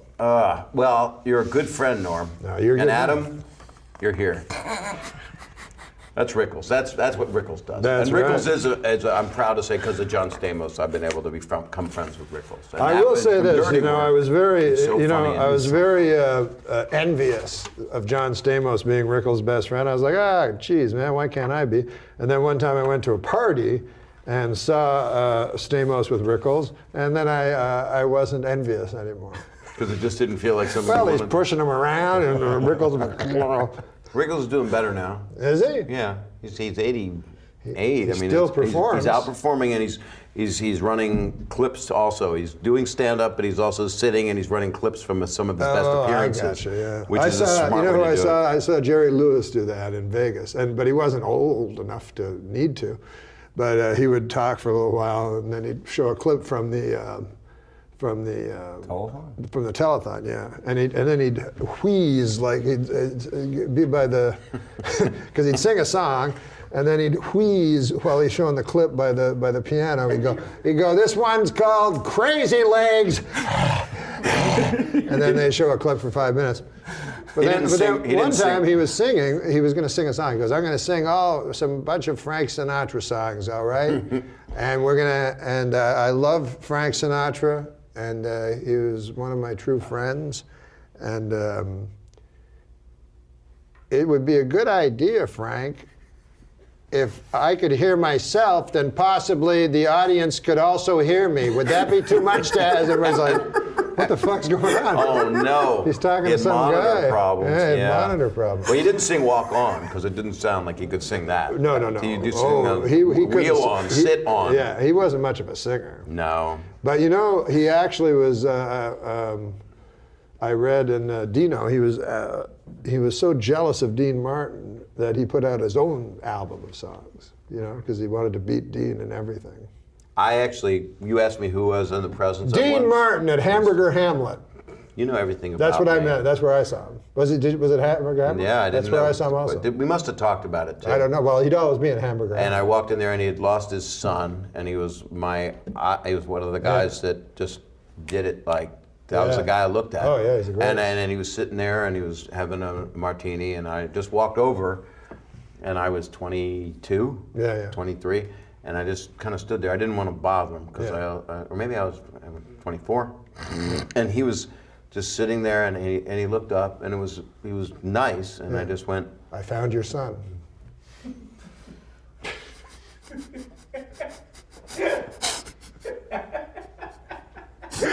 That's it. Bob Saget has been our guest. Thank you, sir. love you. A lot of bass. Let's get to our next topic. Okay. They're jokes. Would you like to read one? I would be. This is a joke, honored. David Koechner, that is ripped from today's headlines, yesterday's headlines. All right. The World Cup. Yes. World Cup fever. Yes.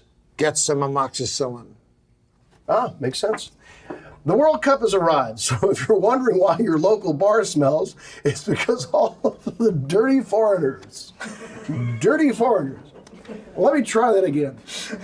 Hey, Norm. You know, the World Cup's going on. Yeah. Hey, you go to the local bar there, don't you? Yeah. The local watering hole. You know? Yeah, sure. Yeah. You ever wonder why it smells so much? Yeah. Hey, because of those dirty foreigners. Frank Jingoism Gorshin is alive and well here on NM Live. Here we go. Next You know what one. jingoism means? Yeah, I believe so. What does it mean? It's hard to put into words, but It's hard to put into words. It's like it's not like nationalism, but it's. It is very much like nationalism. It's hard It to- is nationalism. It's prejudice No, it's close Now, would against you like to read this? others. I thought it was more complicated. Would you like to read that? Yeah. This week, I learned. Oh, this week I learned. I'm sorry. Have you ever heard of TYIL? This week I learned. I have not. Well, it's sweeping the nation. It's hashtagging faster than. But it's called This Week I Learned. Faster than something that moves quickly. Yeah, Yes. like faster than a freight train. This Week I Learned. It's the TWIL. So check it out sometimes. Hashtag TWIL. And people talk about what they learned that week. Let's see what I So learned. This Week I Learned by I'm Adam Eagle. invited back to the comedy table. These are always fun. This week I learned, just because I masturbated to that picture of a guy falling to his death on 9/11 doesn't mean I have to share it.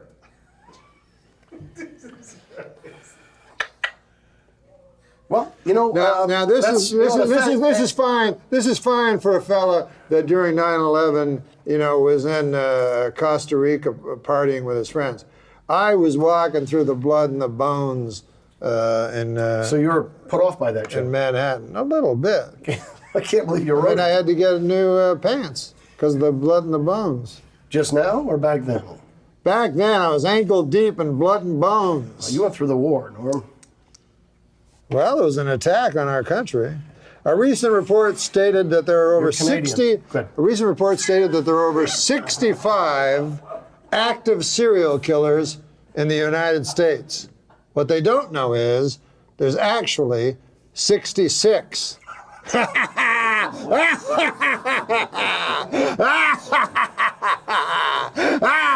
just between you and me. Yeah. Oh, Brides Magazine's released a list of 11 ways to, well, do you want to do this, Chuck? I'd love to be invited back to the Comedy Roundtable. Brides Magazine released a list of 11 ways to be a terrible bride. They include don't interfere with the wedding planner, don't lie about how much the wedding cost your family, and coming in at number 1, don't fuck your husband's best friends. Oh, that's the worst. More than one. I mean, we end the show now, David Koechner. Are you familiar with James Lipton and the Actors Studio? I am familiar with it. And you remember at the end of the show, he will always ask, he will go, these are 10 questions by some fucking guy that are famous questions, I guess, for dinner parties or something like that. I don't know where they came from. Okay. But you've seen this. Sure. So we decided if it's good enough for James Lipton, Jimmy, who is a pimp, then it's good enough for us. Did you not know James Lipton was a pimp? No, I had no idea. Yes, in France. He said it. Okay. Look what I have in my hand. And I've been having this in my hand the entire interview. Today I learned 2 things. Maybe there's a shelf down there. Questions. All right. So the idea is the same questions for every guest. What? I don't want like that question. He does not like the first question. Yes. What's your definition of heaven? This show. Would you rather be murdered by a stranger or a loved one? I guess a stranger, because when you're murdered, you didn't ask me why. I chose it, but usually that's they're worse if you know. Up close and personal. Well, no, a loved one usually it's a passion. Yeah, and it's much. They can tell it's a much worse crime. Yeah. So, why the extra 68 stab wounds? Right. I got you. Yeah, just If you got to pick them, this is kind of interesting. Mm-hmm. But if you got to choose them, and you may, what would your last words? What would you like your last words to be? God, I was good. That would be very accurate. What's your favorite dessert, David Koechner? Probably a brownie with vanilla ice cream. Oh my God! A warm brownie. Warm brownie. Yeah. Well, I got a lot of. Who's your hero? Who's my hero? I don't really have a hero per se. Don't have one. Huh? Well, I don't. There's not a person I hold up as like, wow, that's my hero. No, never had a hero. Well, no, I mean, comedy-wise, I would say like the Marx Brothers or Monty Python. Those guys. Those guys are Dabney Coleman. Dabney Coleman's all good choices. But I like the Troops. Would you rather? How about this? I'll say this. My wife. Your wife? Yeah. That was good after 5 minutes. We can edit. This is a very good question, okay. And you don't have to say this person by name or anything like that. But who has let you down the most in your life? Seriously. You can take a moment. Not everything has to be funny, David. It's the person you're looking at. Oh. Well, I think we all let ourselves down the most. No one else can let you down. Yeah. That's your choice. You can't blame, your failure or whatever on someone else. It's yourself. You've let yourself down. So it would be me. What a beautiful answer that is. Taking responsibility completely. Well, this is kind of I'm not going to ask you what's your most embarrassing secret. Why would you tell me? If that's the chair. My most embarrassing secret, I can't. Of course, I don't have any embarrassing secrets. Do you eat at McDonald's? I have eaten McDonald's before, yes. Do you like McDonald's? On occasion. What about that pink stuff, the pink slime? I don't know much about it. I mean, it was reported widely in the news in the last year. Yeah. Well, I don't think it's only McDonald's that. I don't think it is either. A huge problem is the amount Huge of problem is that I had a punk band named Pink Slime, and we fucking lost our recording contract after that. I like it. A larger issue is the amount of processed food we're all eating as Americans. What is going on with that? That's just a convenience. Yeah, processed food. What is profit. that? Well, I've heard of it.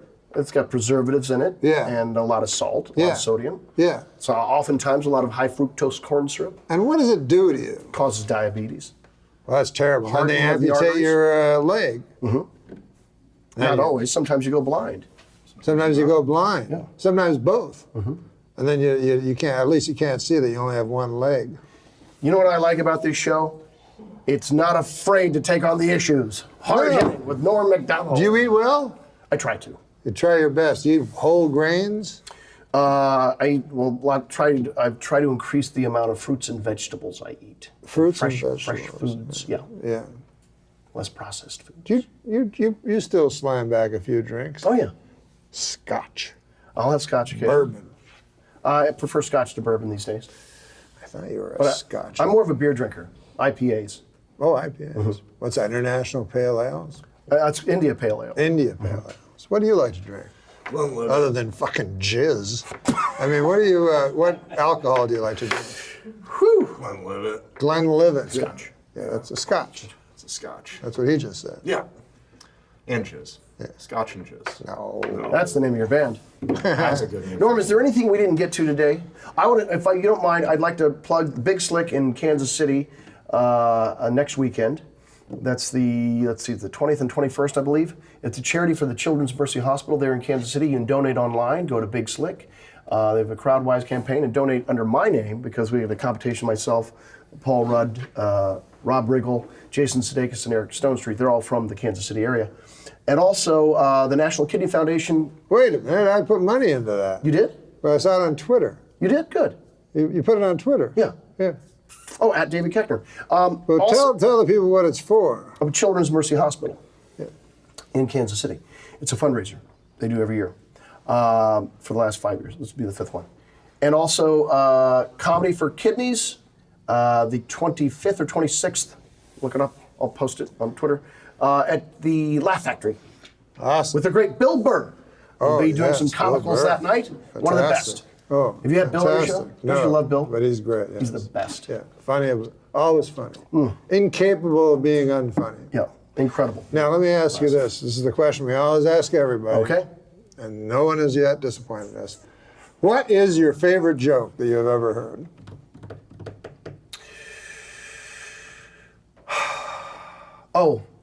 There's two of them. One is about a bear in the woods that keeps getting shot. Do you know that one? Am I supposed to tell the joke? Sure. Oh boy. Okay. All right. There's a guy, a hunter, goes out bear hunting. Got a big rifle. He's out there for a little while, and he spots a bear, and he gets in its sight. Blam! Bear goes down. Guy goes running over hill and dale. He's looking around. There's no bear. And the bear he feels these paws on his shoulders. The bear goes, "What the fuck do you think you're doing? Coming in here, shooting at me. I'm going to teach you a lesson." Then he drops the hunter's trousers and he Rogers him rightly. Oh, well, roundly. Roundly. And so the hunter was, quite embarrassed, and then he goes out and gets a bigger gun. He goes to the same area looking for that bear, and he sees him. Blam! I got him this time. Bear goes down, he goes running, looking for the bear. Feels these paws on his shoulders. He goes, "Unfucking believable. You come into my woods again and shoot at me. I'm going to teach you another lesson." So he drops the hunter's trousers and once again Rogers him rightly and roundly. Yes. Next week, hunter comes back with an elephant gun. He's like, "I'm going to finish this bear once and for all." He waits. It's cold now. Sees the bear. Blam! He's sure he's got him. He's got that bear. He's got that bear. I bet he does. He's going looking for that bear. No bear around. he feels those bear paws on his shoulders. And bear says to the hunter, "You don't come here for the hunting, do you?" Oh! He likes it. That was awesome. I never heard that joke. David Keckner has been with us the entire hour. What a guy. Hey, you want to do some jokes, On the Rosanna? baseball. I have jokes. Okay. Well, I think we have to take a No, we're break not going to take a before- break. Oh, okay. Fuck the break. No, we're going to just do jokes. Sounds good. And who better than Roseanne? Well, I can't think of anyone. I can't remember any of Hey, them. Roseanne, how's your cyber eye? It's weird. I had to get a eye replacement, and it's like really Which eye? weird. It's this one, and if you look in, you can see that there's like a fucking $6 million man kind of Yeah, exactly, yeah. cyborg deal in there. Looks cool. It is. I mean, I can see, but like sometimes it like starts blinking and it like just goes off on its own, has its own life. What if you put like a snow globe in there or something like that? That would be good. I'm thinking to wear a patch, Oh, that'd be like cool. a pirate patch. I thought A that'd patch be cool. would be awesome. Wouldn't it? Oh my God, I hurt my eye when I was young, and they were going to give me a patch, and I was so excited. And then it was a pink patch with a bunch of like holes in it to get the air in. Oh, that's not cool. Yeah, it was like. Point of that. I know. I would get the scorn of pirates in the school. So here's a joke to read. This is the only show where we actually give jokes. Okay, what am I So doing? you just read it. You can read it to the camera. You can read it first and then see, and then nix it, or you can. This is a long fucking It's joke. a long joke. I'll do I it know. though. I think it want me might to? work. Harriet Thompson, 91. Yeah. Do you want me to read it to the No, camera? you can just retell me. Finished running the Rock and Roll San Diego Marathon in just over 7 hours, becoming the oldest person to complete a marathon and setting a world record for the fastest time in her age group. Goodness. Right? The previous record was set by Mildred. I already fucked is it this Mildred up. I gotta Kendrick? start all over. The previous record was set by Mildred Kenilworth, who died during mile 1. Oh, goodness. So she crushed that record. Is that true? Yeah, well, it is. They're all true. Hey, what about this? Kim and Kanye celebrated their baby Northwest's his name's Northwest, his 1-year birthday by throwing a big party. What's that? It's a her. Oh, it's a girl. Yeah, Northwest, of course. I should have known by the name. North, yeah. Anyway, she had her 1-year birthday, and they threw a big party with jugglers, a bouncy house, and a Ferris wheel. The bad news is that Northwest is a baby, so it doesn't know what the fuck is going on.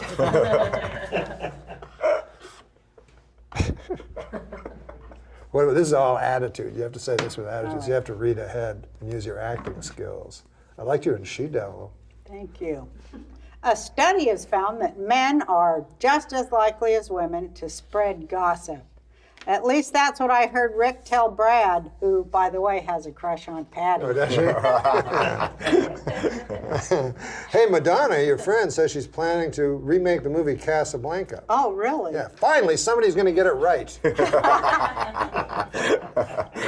What about this? Is she really doing that? Yeah, apparently. Here's a really easy way to figure out if you're talking too many meds. Here's a really easy way to figure out if you're taking too many meds. You refer to your medication as meds. Oh, yeah. You have 2.5 See, it does meds say with the talking, though. Yeah. Oh, Christ, I'm sorry. That's all right. You didn't make a mistake. The only thing certain in life are death, taxes, and getting caught whacking off in a Target dressing room. Are these your tips? I learned that the hard way. Here's one. It's about your friend. Hey, you're not going to believe this, but Bill Maher is giving away the solution to all our problems for free. He is, isn't he? Yeah. I like Bill Maher when all his problems are just his problems. So he's like, why are there kids around all the time, and why can't we smoke? What about whores? It's all just his stuff he wants. You know, cat ladies, they're so crazy, they're always thought to be crazy. You know who's even crazier? Snake ladies. Oh, yeah. They have all the Absolutely. Hey, let's give one to Adam Egan. This is always fun. Cool. Watch this. Workers at a Harvard University library have discovered a book that's Now bound she with is a judge on Last Comic Standing. Oh, well So do then your best. you're gonna really get a kick out of this one. Listen, so workers at a Harvard University library have discovered a book that's bound with human skin. Ew. I know, God it's disgusting. almighty. Anyway, they were able to determine that part of the body the skin came from after the book was grabbed by a sexy librarian and immediately expanded to 3 times its size. You know what I mean? It's like 3 times.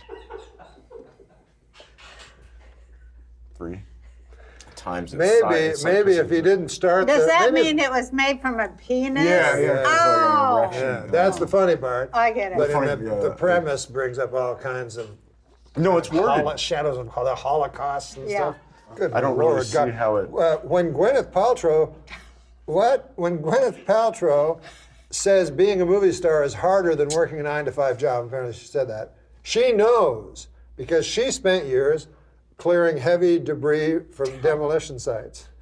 Oh no, wait. This just in. Gwyneth Paltrow's never done shit. Here's a nice short joke. Oh, great. I'm the Ray Allen of my local Applebee's because I'm always nailing 3s. Because I have sex with women who are. You see what he does? get that. You see how he does that thing that new comics do where they do a bad joke, then they try to explain it as a way of saving. You understand? That is the funny part, though, the tap dance. Remember when Carson would start Carson tap was the dancing? greatest at that, yeah. At doing the death God, joke. but I'm not even Carson Palmer of joke reading.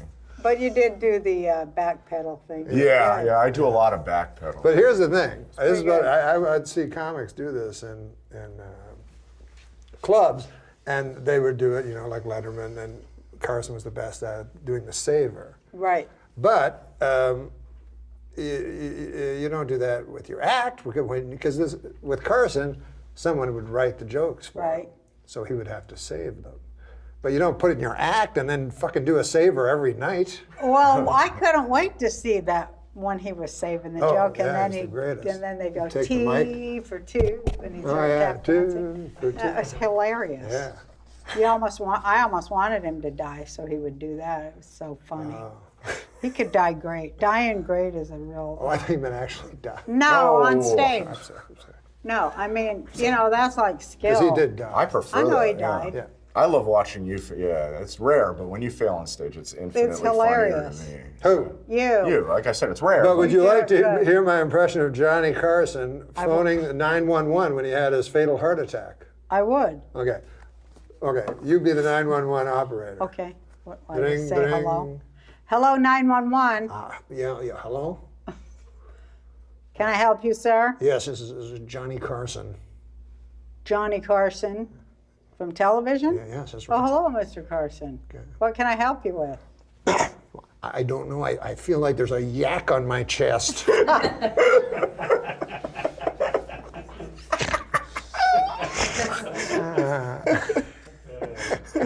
You did have a lot of yak jokes, Got a lot of didn't yak you? jokes, yeah. Remember he had the jokes about Ewell Gibbons? He'd always Oh, yeah. He'd always Eating pick one guy. cardboard. Yeah, eating cardboard.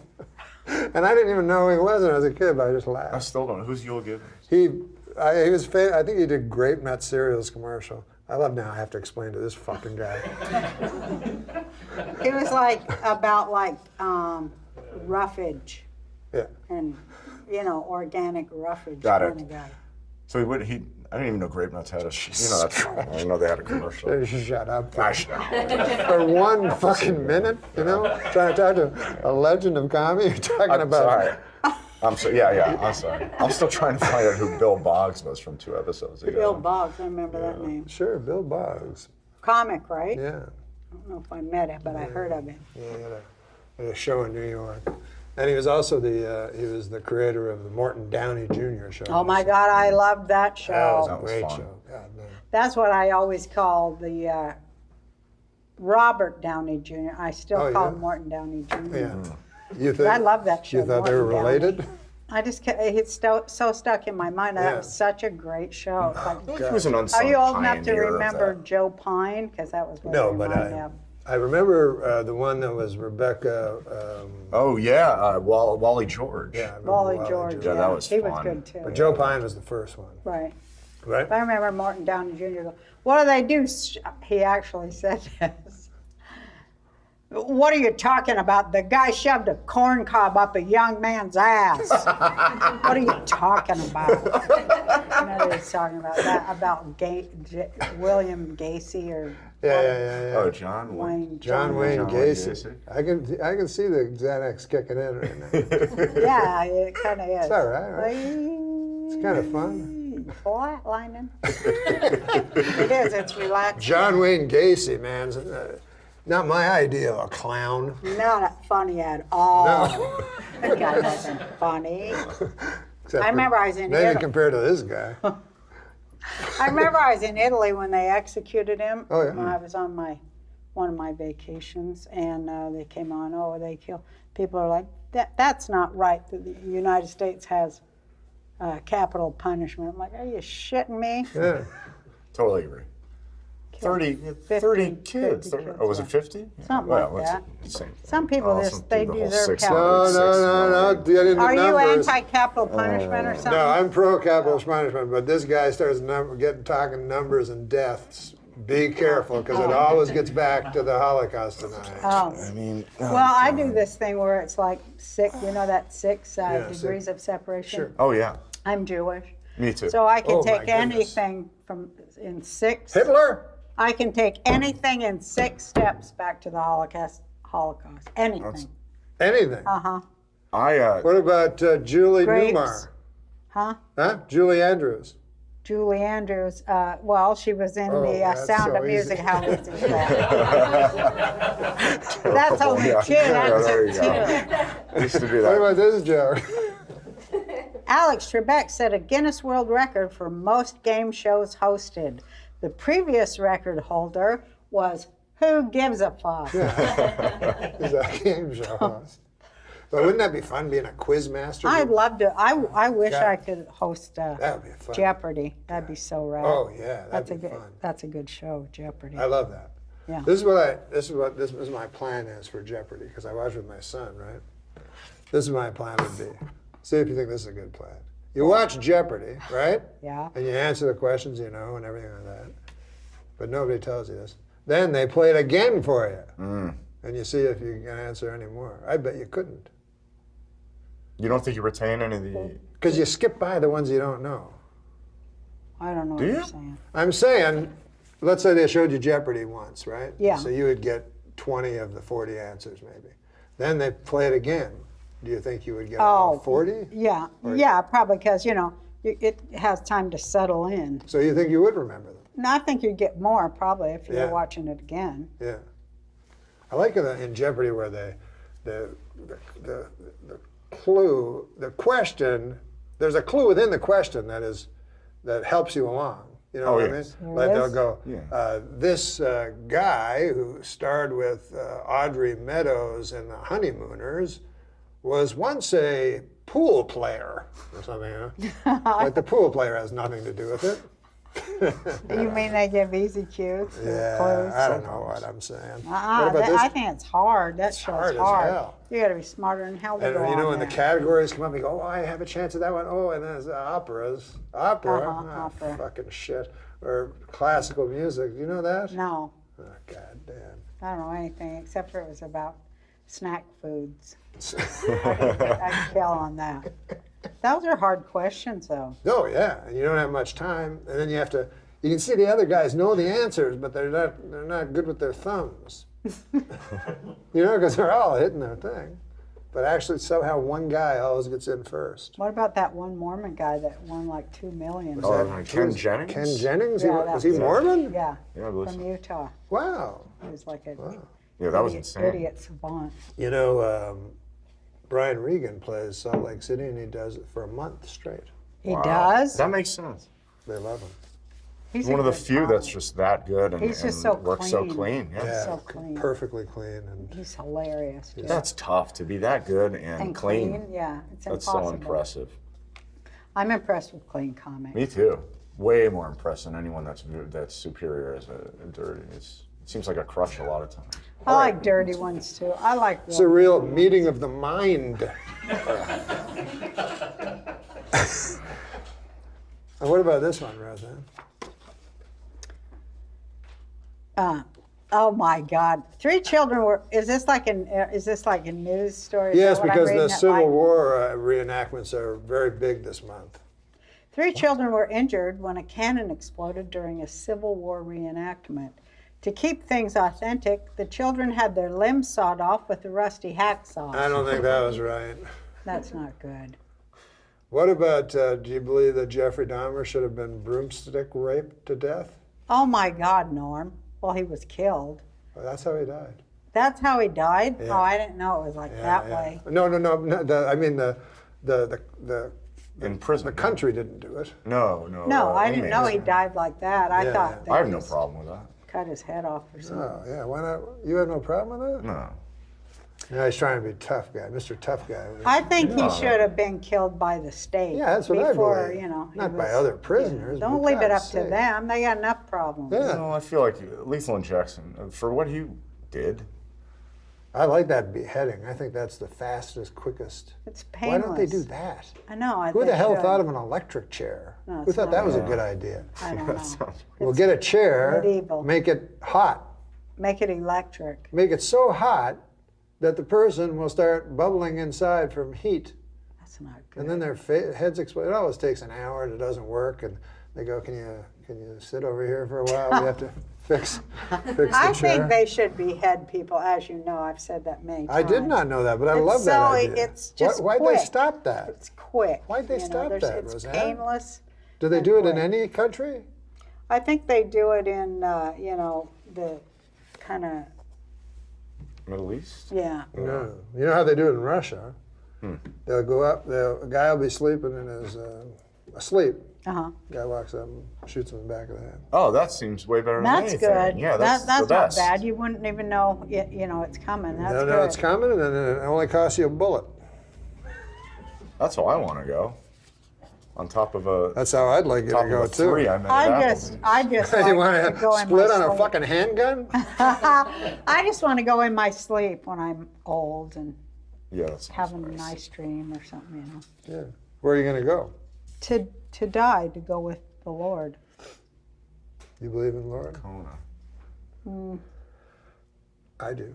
You do? Are you religious? I believe in God. I do too. That's as far as I go. Yeah, me too. And I don't need your buddy Bill Maher telling me I'm an idiot.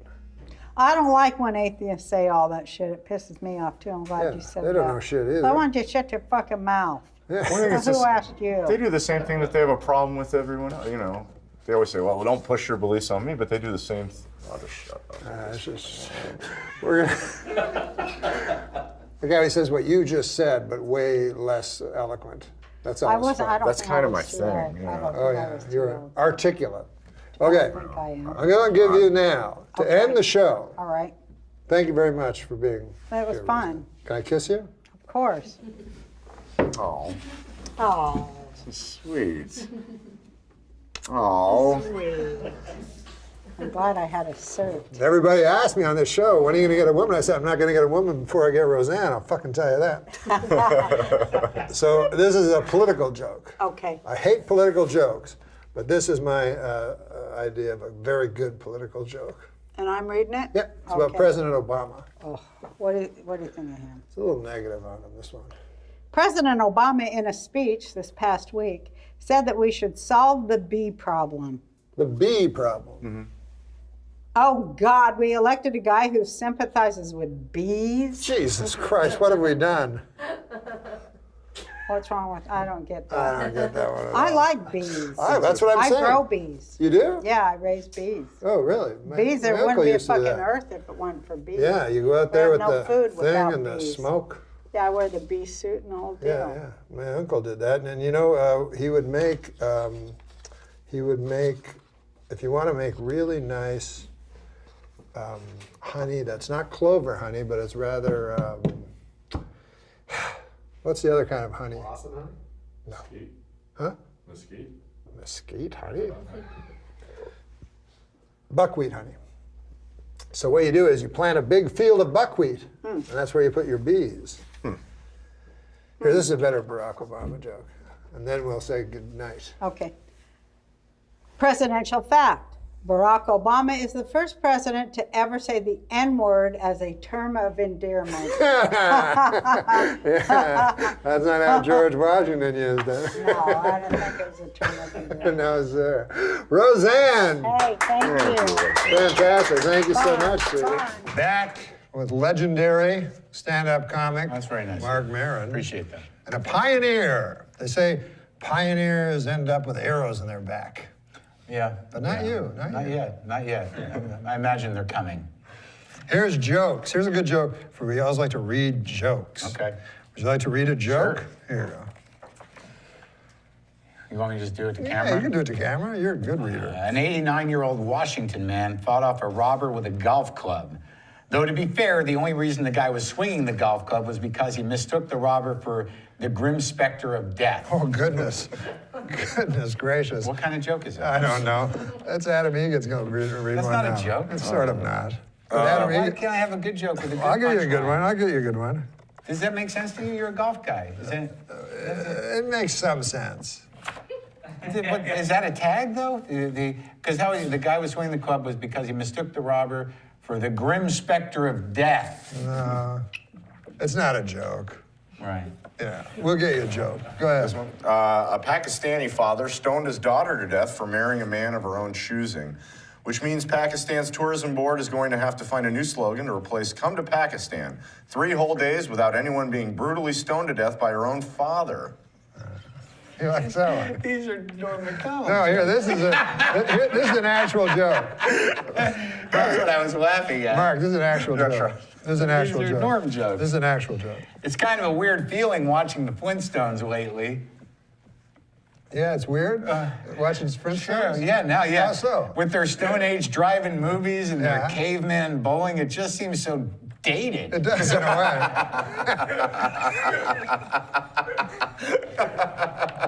Do you know who Ives and Courier and Ives are? No. I don't either. Really? That's where that's going to end? Do you know Courier and Ives? No. Oh, Courier the font? The font. Hey, a cowboy at a rodeo in Georgia used his lasso to apprehend a gunman. At least this is according to a recent segment of America's hottest new game show. Georgia Police Blotter or episode synopsis from Walker, Texas Ranger. It's so long. I know. Too long. It wasn't beaded out properly. Where did these come from? Here's one for you. This seems sort of like you. An Orlando police officer's press conference on curbing gun violence was interrupted by gunshots. Witnesses say the shots were incredibly loud, not as loud as the deafening irony, but still pretty loud. Hey, All My Children star Matthew Cowles. You ever watch All My Children? Sure. Well, All My Children star Matthew Cowles has died at the age of 69. Oh. Or has he? Oh. It's what is All My Children called? It's called a soap opera. Soap opera. Yes. Yeah. Soap opera. Where do you get these jokes? Some guy. Here. Research shows the obesity epidemic is primarily affecting lower-income Americans. No lower-income Americans could be reached for comment because they were busy waddling around Six Flags, gnawing on a giant turkey leg, and waiting in line to buy an airbrush Yosemite Sam tank top. Classist. Classes and also 3 unsuccessful beats at the end. I know, right? Well, that's him. Not quite. Yeah, that's just me. That's not the him. joke. Yeah, we can't blame the joke on that. Miss Nevada is the new Miss USA. I now must apologize to Miss Delaware. I actually have nothing to do with the final decision, but I will treasure our evening together forever. That's pretty good. Oh, did you hear about John Kerry? This is torn right out of today's Oh, yeah, today's paper. John Kerry says the latest terrorist threats against America are baloney, quote unquote, baloney. Then he went on to shout, "Why don't you pussies put your money where your mouth is?" He's not. In quotes. Not. Here's another of the same. Which do you think is better? Secretary of State Kerry calls the latest terror threats baloney. On his lunch meat danger scale, that's more dangerous than salami, but not as dangerous as turkey loaf. Did you ever eat pimento loaf as a boy? No, I mean, I saw it. What about this? I'd say I tasted it. How about head cheese? You ever eat it? Oh, God, yeah. Oh. I never ate it, but You know what it is, huh? Sure, it's head. Yeah. They call it cheese, but it's I don't not. know why it's cheese. It's just not pieces cheese of at head all. floating in goop. Yeah. Like gelled goop. And then they said, let's put cheese, because no one will buy a head. Yeah, but some people. I mean, this guy will buy a head. I was in Montreal at that restaurant. Yeah. Cochon de whatever, something de cochon. Yeah. You know what I'm talking about? Yes, I do. So, like A pig. Yeah, the pied de cochon. Yeah. Right. They make their own head cheese. And I'm like, really? Why would anyone? I thought that was garbage meat. But no, they're making it right out of the head. You can order a whole pig's head there. You can? You can eat for two. Only for two. It says pig's head for two. Pig's head for two. Sorry, did I spit on you? No. So you can order the pig's head and just sit there and nibble on it. Jesus Christ. But so I ordered the house-made head cheese. Oh. And even then, it was hard to get through. Yeah. I was in Cambodia once. I ate a brain. It was brain. Really? Yeah, mine was stupid. Now, what about this joke here? The world's oldest man, a 111-year-old parapsychologist, has passed away.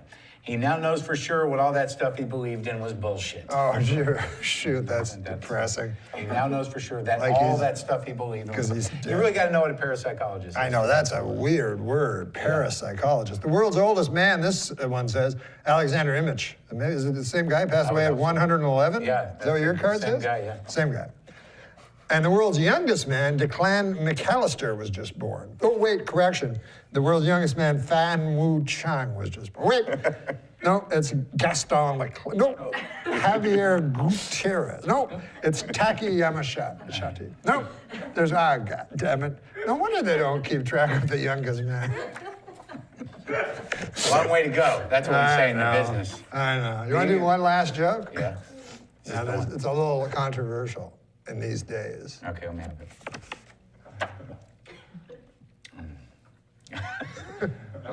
A list of the world's top 25 amusement parks was released this week, with Disney's Magic Kingdom coming in at number 1. Not making the list, Kyle's Rape Dungeon. The great Mark Maron proving that rape can be in a joke and get a big laugh. Nothing to and be do with funny. this. It was handed to me, you saw it. Oh, no, we know. It was handed to me. We know. But through your sheer delivery, your tyranny of will, you made the joke funny. Yeah. That's the day Mark's career ended. No, Mark's career just taking off. Skyrocketed. At the age of 49. 50. 50. How old are you? 50. Yeah. You're 50? Yes. But I'm on the decline. Now, Are you? I wonder, thought you were I on the wonder bounce how, back. I wonder, yeah, probably. Wow. Mark Maron. Thanks for having me. Thanks, buddy. Thanks for being here. Yeah. Awesome. Good to see you. This is a thing we do. This is a thing. He sounds mean. Oh yeah, he's a bully. There's a new thing called This Week I Learned. Oh. And it's, you don't like the computer, but it's on hashtag This Week I Learned. Everybody writes This Week I Learned. You know. Okay. It always seems to be me that learns these things every week. Yeah. Which is So odd. Adam Egan, This Week I Oh, Learned. let's see what I learned this week. This will be new. This week I learned you can pay your dentist with blowjobs. Who knew that, right? What I found out this week. But you won't feel it because of the Novocaine. All right, I learned 2 things this week. That's Is that easier? The other thing I learned this week is that easier? Is it easier to give the blowjob when you're not numb? I mean, no, face. Remember when Cosby?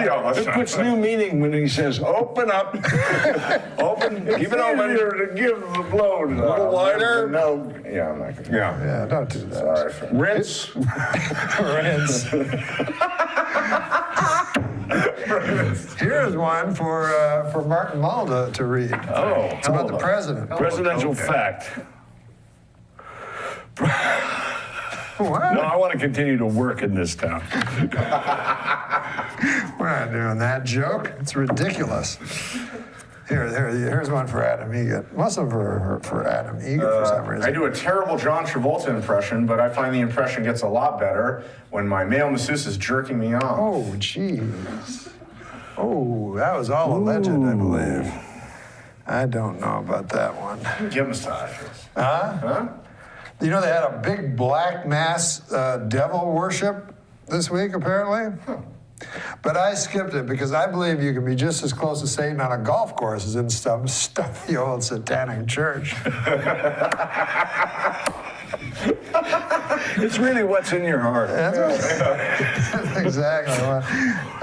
You don't want to do anything that, but I'm trying to get you one that doesn't hurt people. Oh, here's one. Here's one, Mr. Mull. Okay. Mr. Mull, it sounds weird. Some biblical scholars now believe that Jesus Christ was married. They also believe he had the world's worst bachelor party. That would not have been a good one. Terrible. Not a good one. What about this joke? Okay.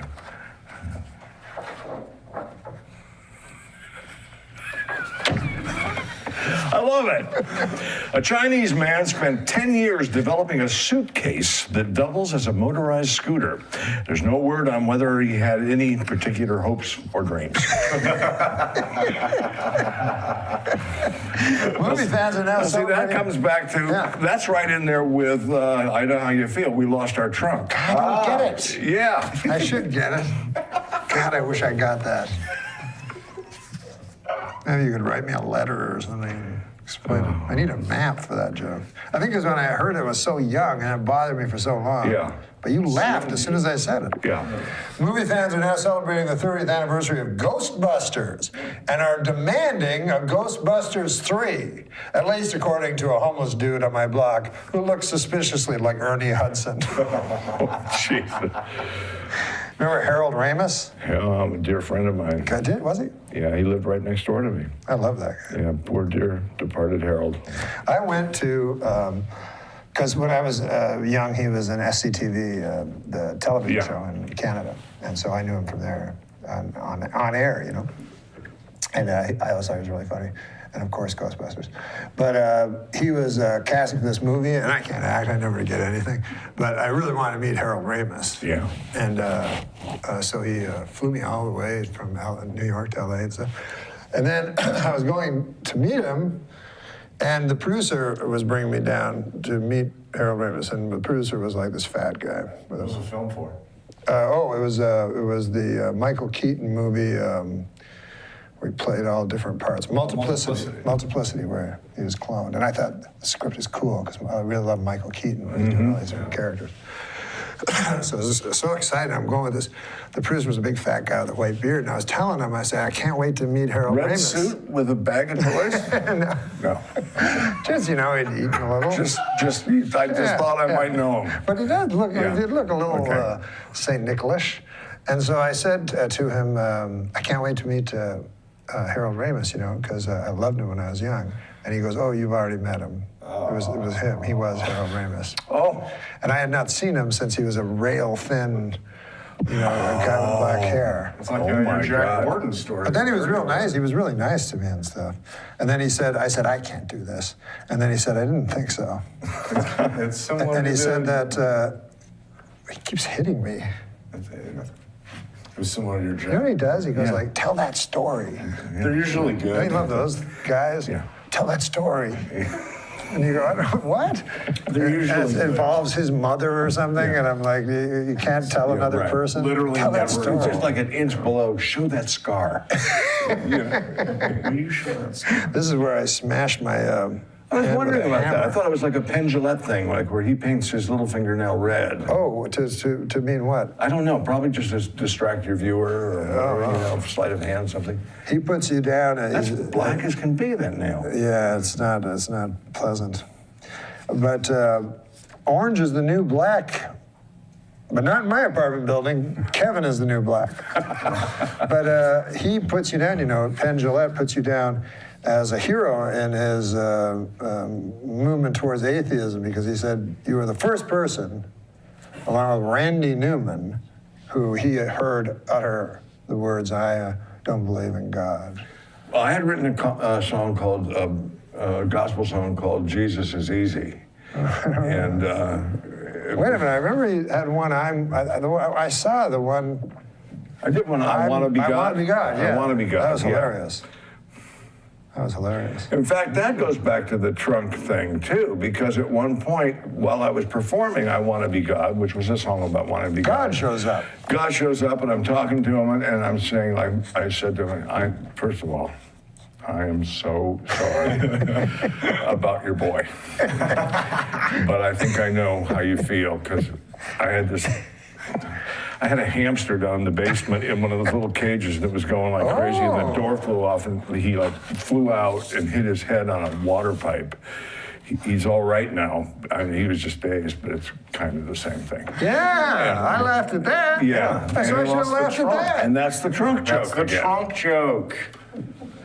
Good Lord. It all comes back to that trunk joke. Sure does. Wow. Hey, what this says an Alabama youth ministry group is under fire after putting up a billboard that quotes Adolf Hitler. To be fair, they did pick his most inspirational quote. I heard he was a mean drunk. This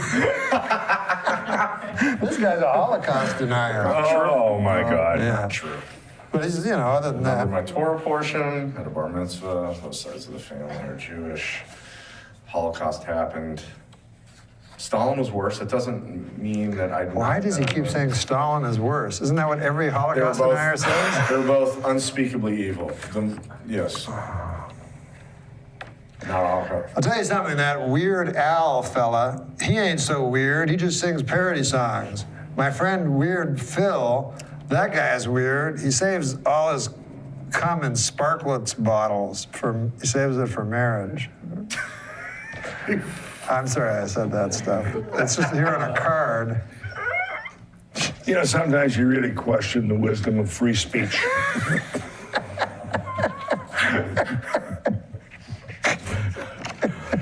I was so trying to get away from his denial of the worst atrocity known to man. That Stalin is a real conversation stopper. He could light up a room by leaving it. Yeah. When he went to parties, he was probably in the room with the coats. I'm invited to. Old Joe Stalin. I'm invited to very little. That would be a bad folk song. Old Joe. Old Joe Stalin was a hell of a guy. In his big red boots. Yeah. I snort. What is that? That's just started. What'd you get? Yeah. Everything good? All right. You mean it sounds like cocaine? No, I'm snorting when I laugh, like ladies like Joanne Worley do or something. Yeah. Yeah, that's me now. That's one of my being aging things. That'll just get worse as you get older too. Yeah. There'll probably be nothing but snorts when you're my age. What's the worst thing about your age? I remember there was this movie once by who's that guy that did Blue Velvet?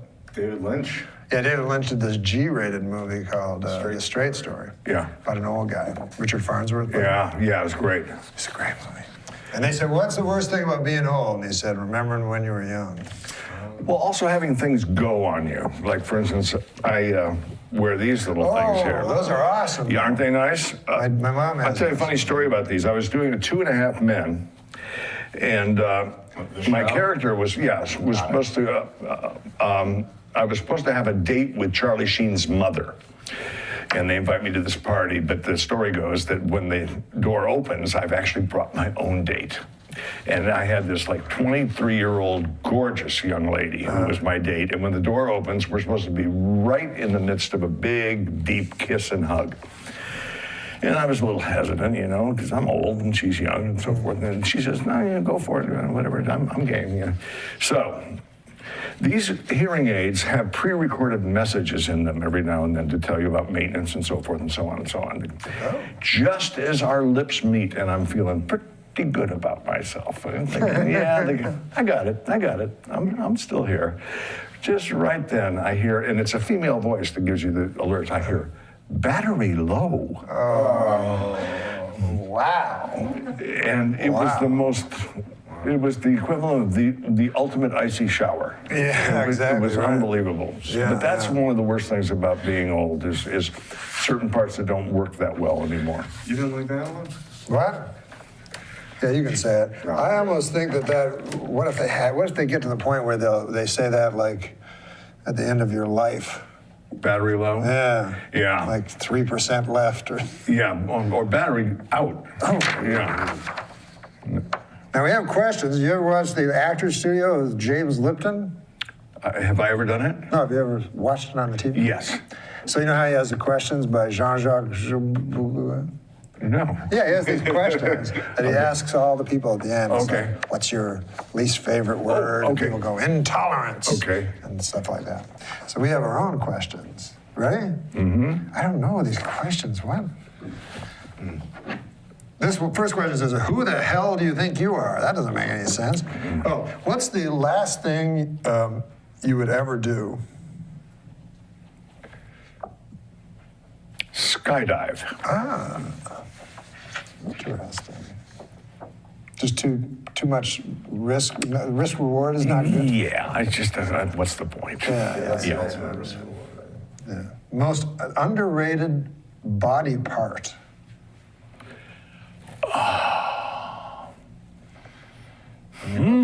Is there one that when you get to be 70 you appreciate more than?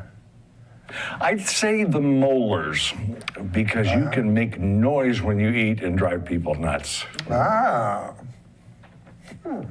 What's a bivalve?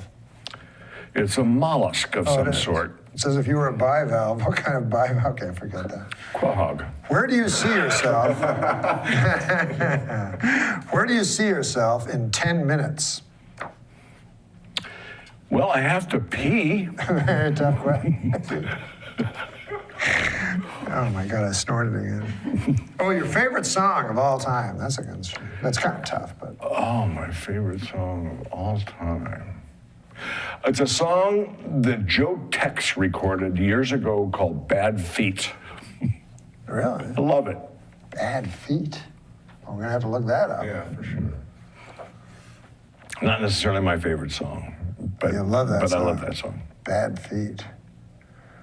Something you like that most other people don't like. That most other people don't like.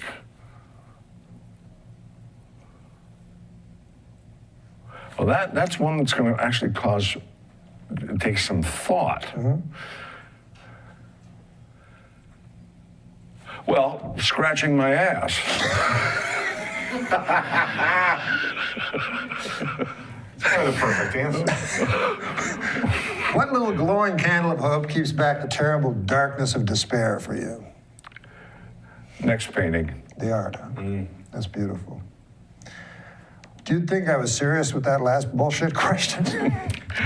No. No, but that is beautiful, though. That you have your It's art. lucky. You're a lucky man, huh? If you can find something that, and I don't even consider it a passion, I consider it just another form of breathing. Sure. You know, and my wife says that I'm driven, and I think she's right. You know, I am driven. You spend 7 days a week, at least 8 hours a day in the studio. Wow. That's what you do? Yeah. Unless somebody has the lack of judgment and books me on a show, you know. Other than that, I'm in the studio.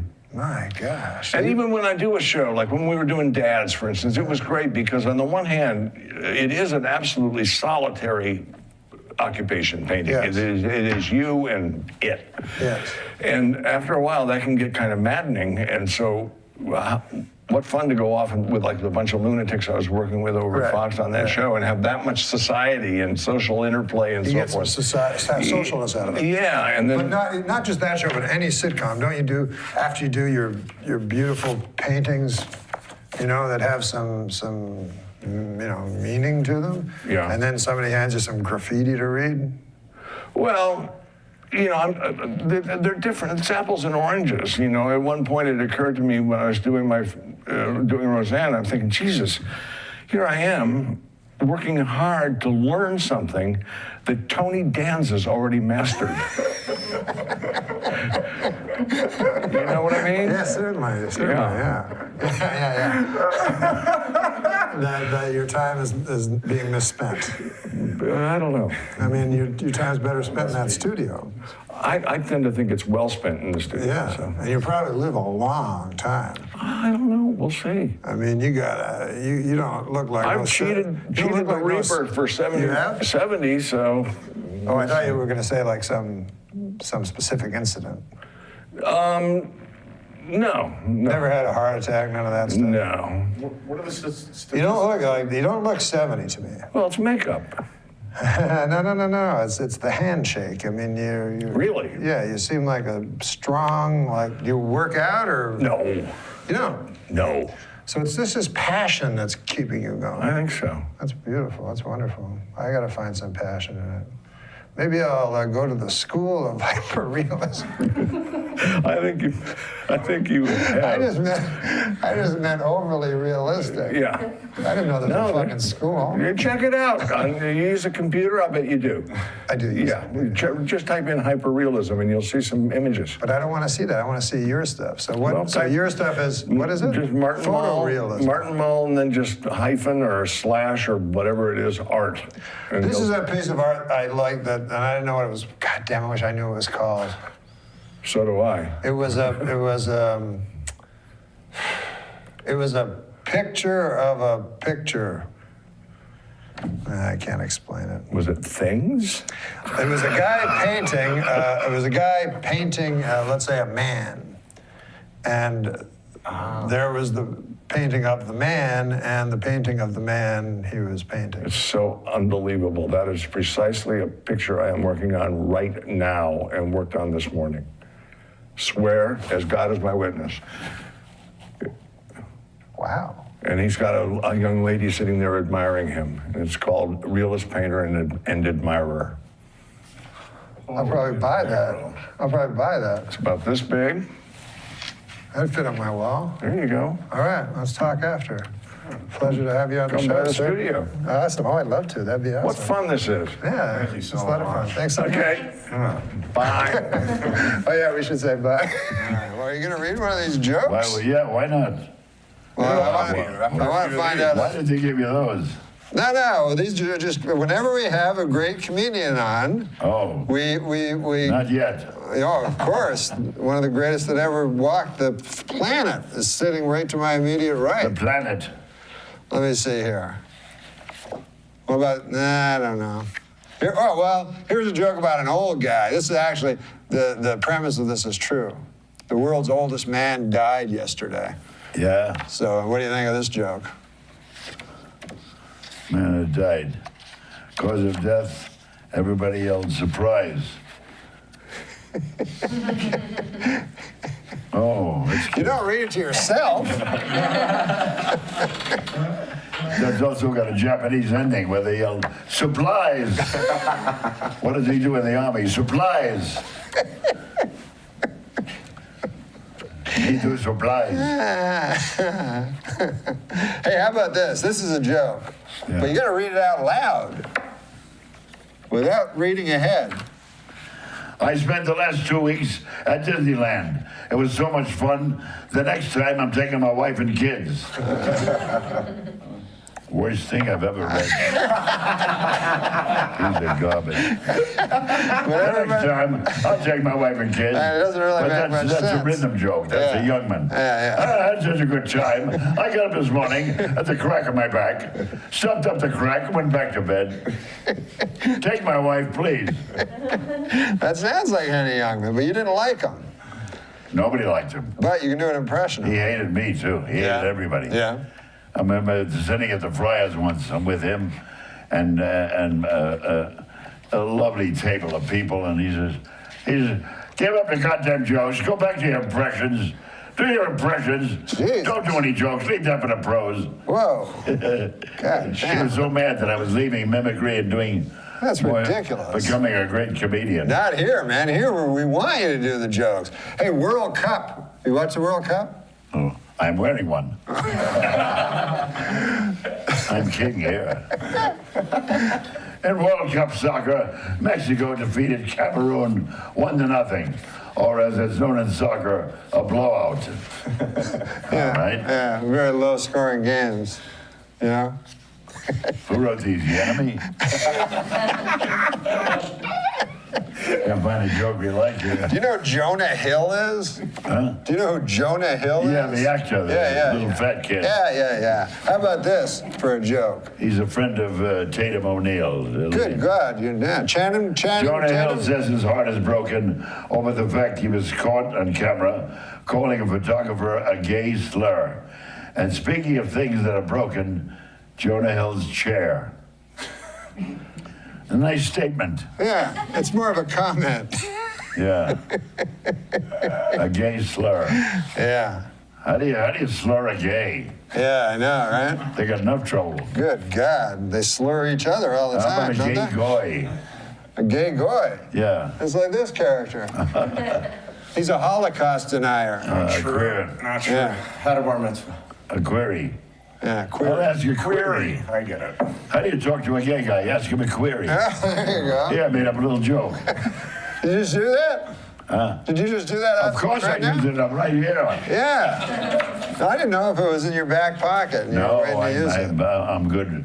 I'm a linguistic. Yeah, you're fast. I'm a language thief. Like Spike Milligan. Spike Milligan. Remember him? Yeah, from England, the group. Yeah. Milligan Gang. Yeah, I loved England. I loved when I was there. I loved London. You would fit in there. I did very well there. Yeah, I went to the club there for 12 weeks. Yeah, because they appreciate that. And I had they're great. They love to laugh.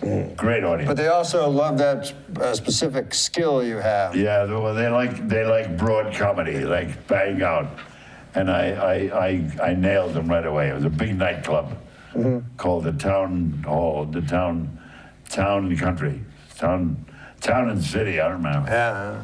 English audiences didn't. I had a girl I knew that was a showgirl here. Oh yeah. From England, and she read language everything with me, you know. Instead of Brooklyn, I had Bunbury. You know, she gave me all the local.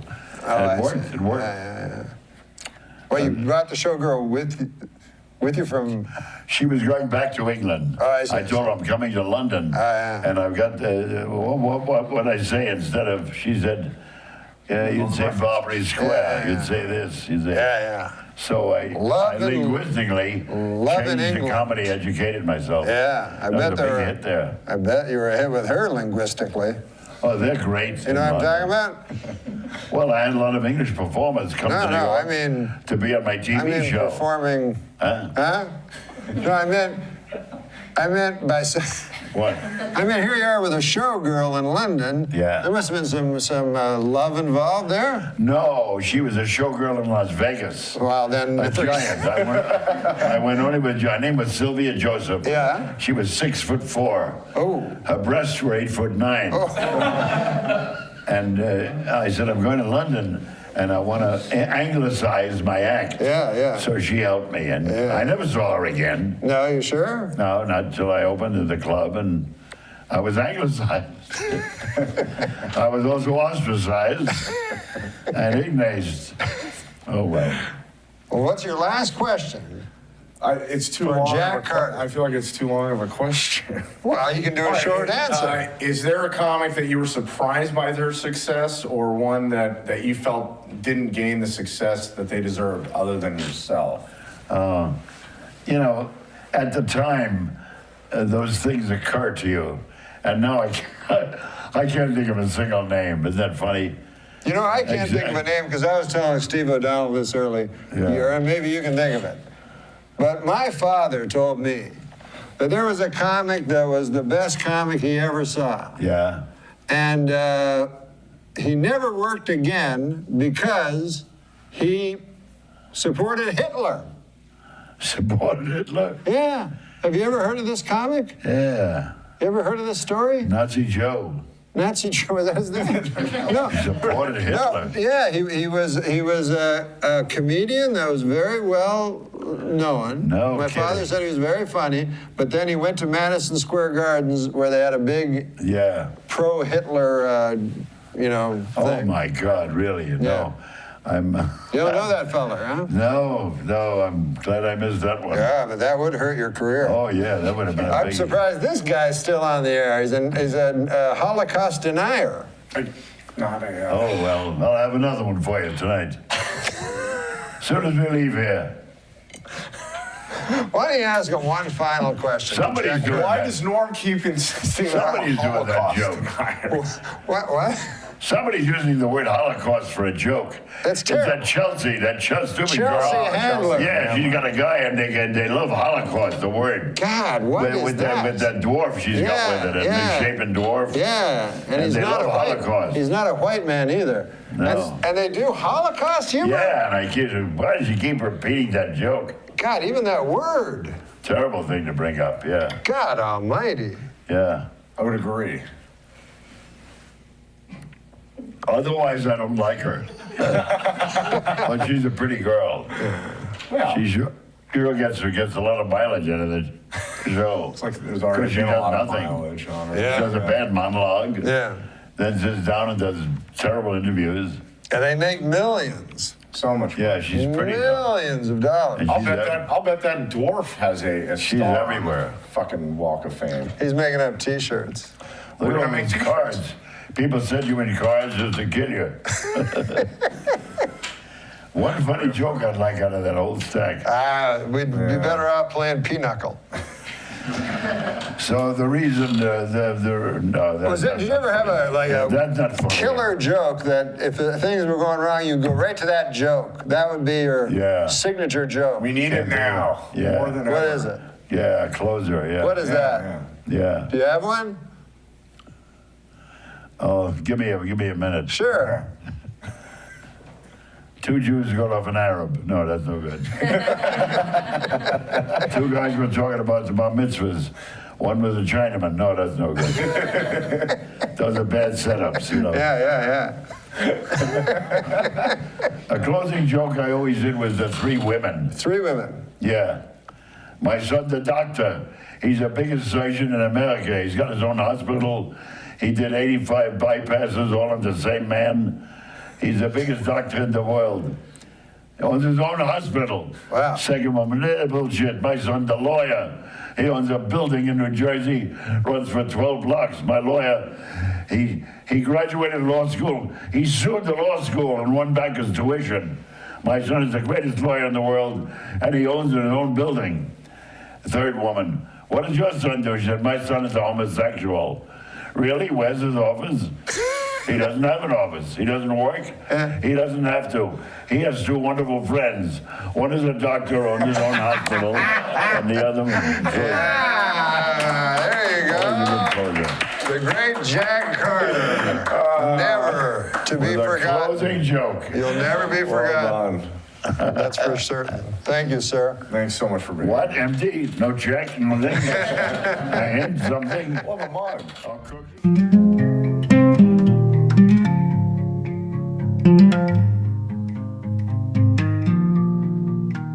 I'd trade tomorrow for one more sunset from back then,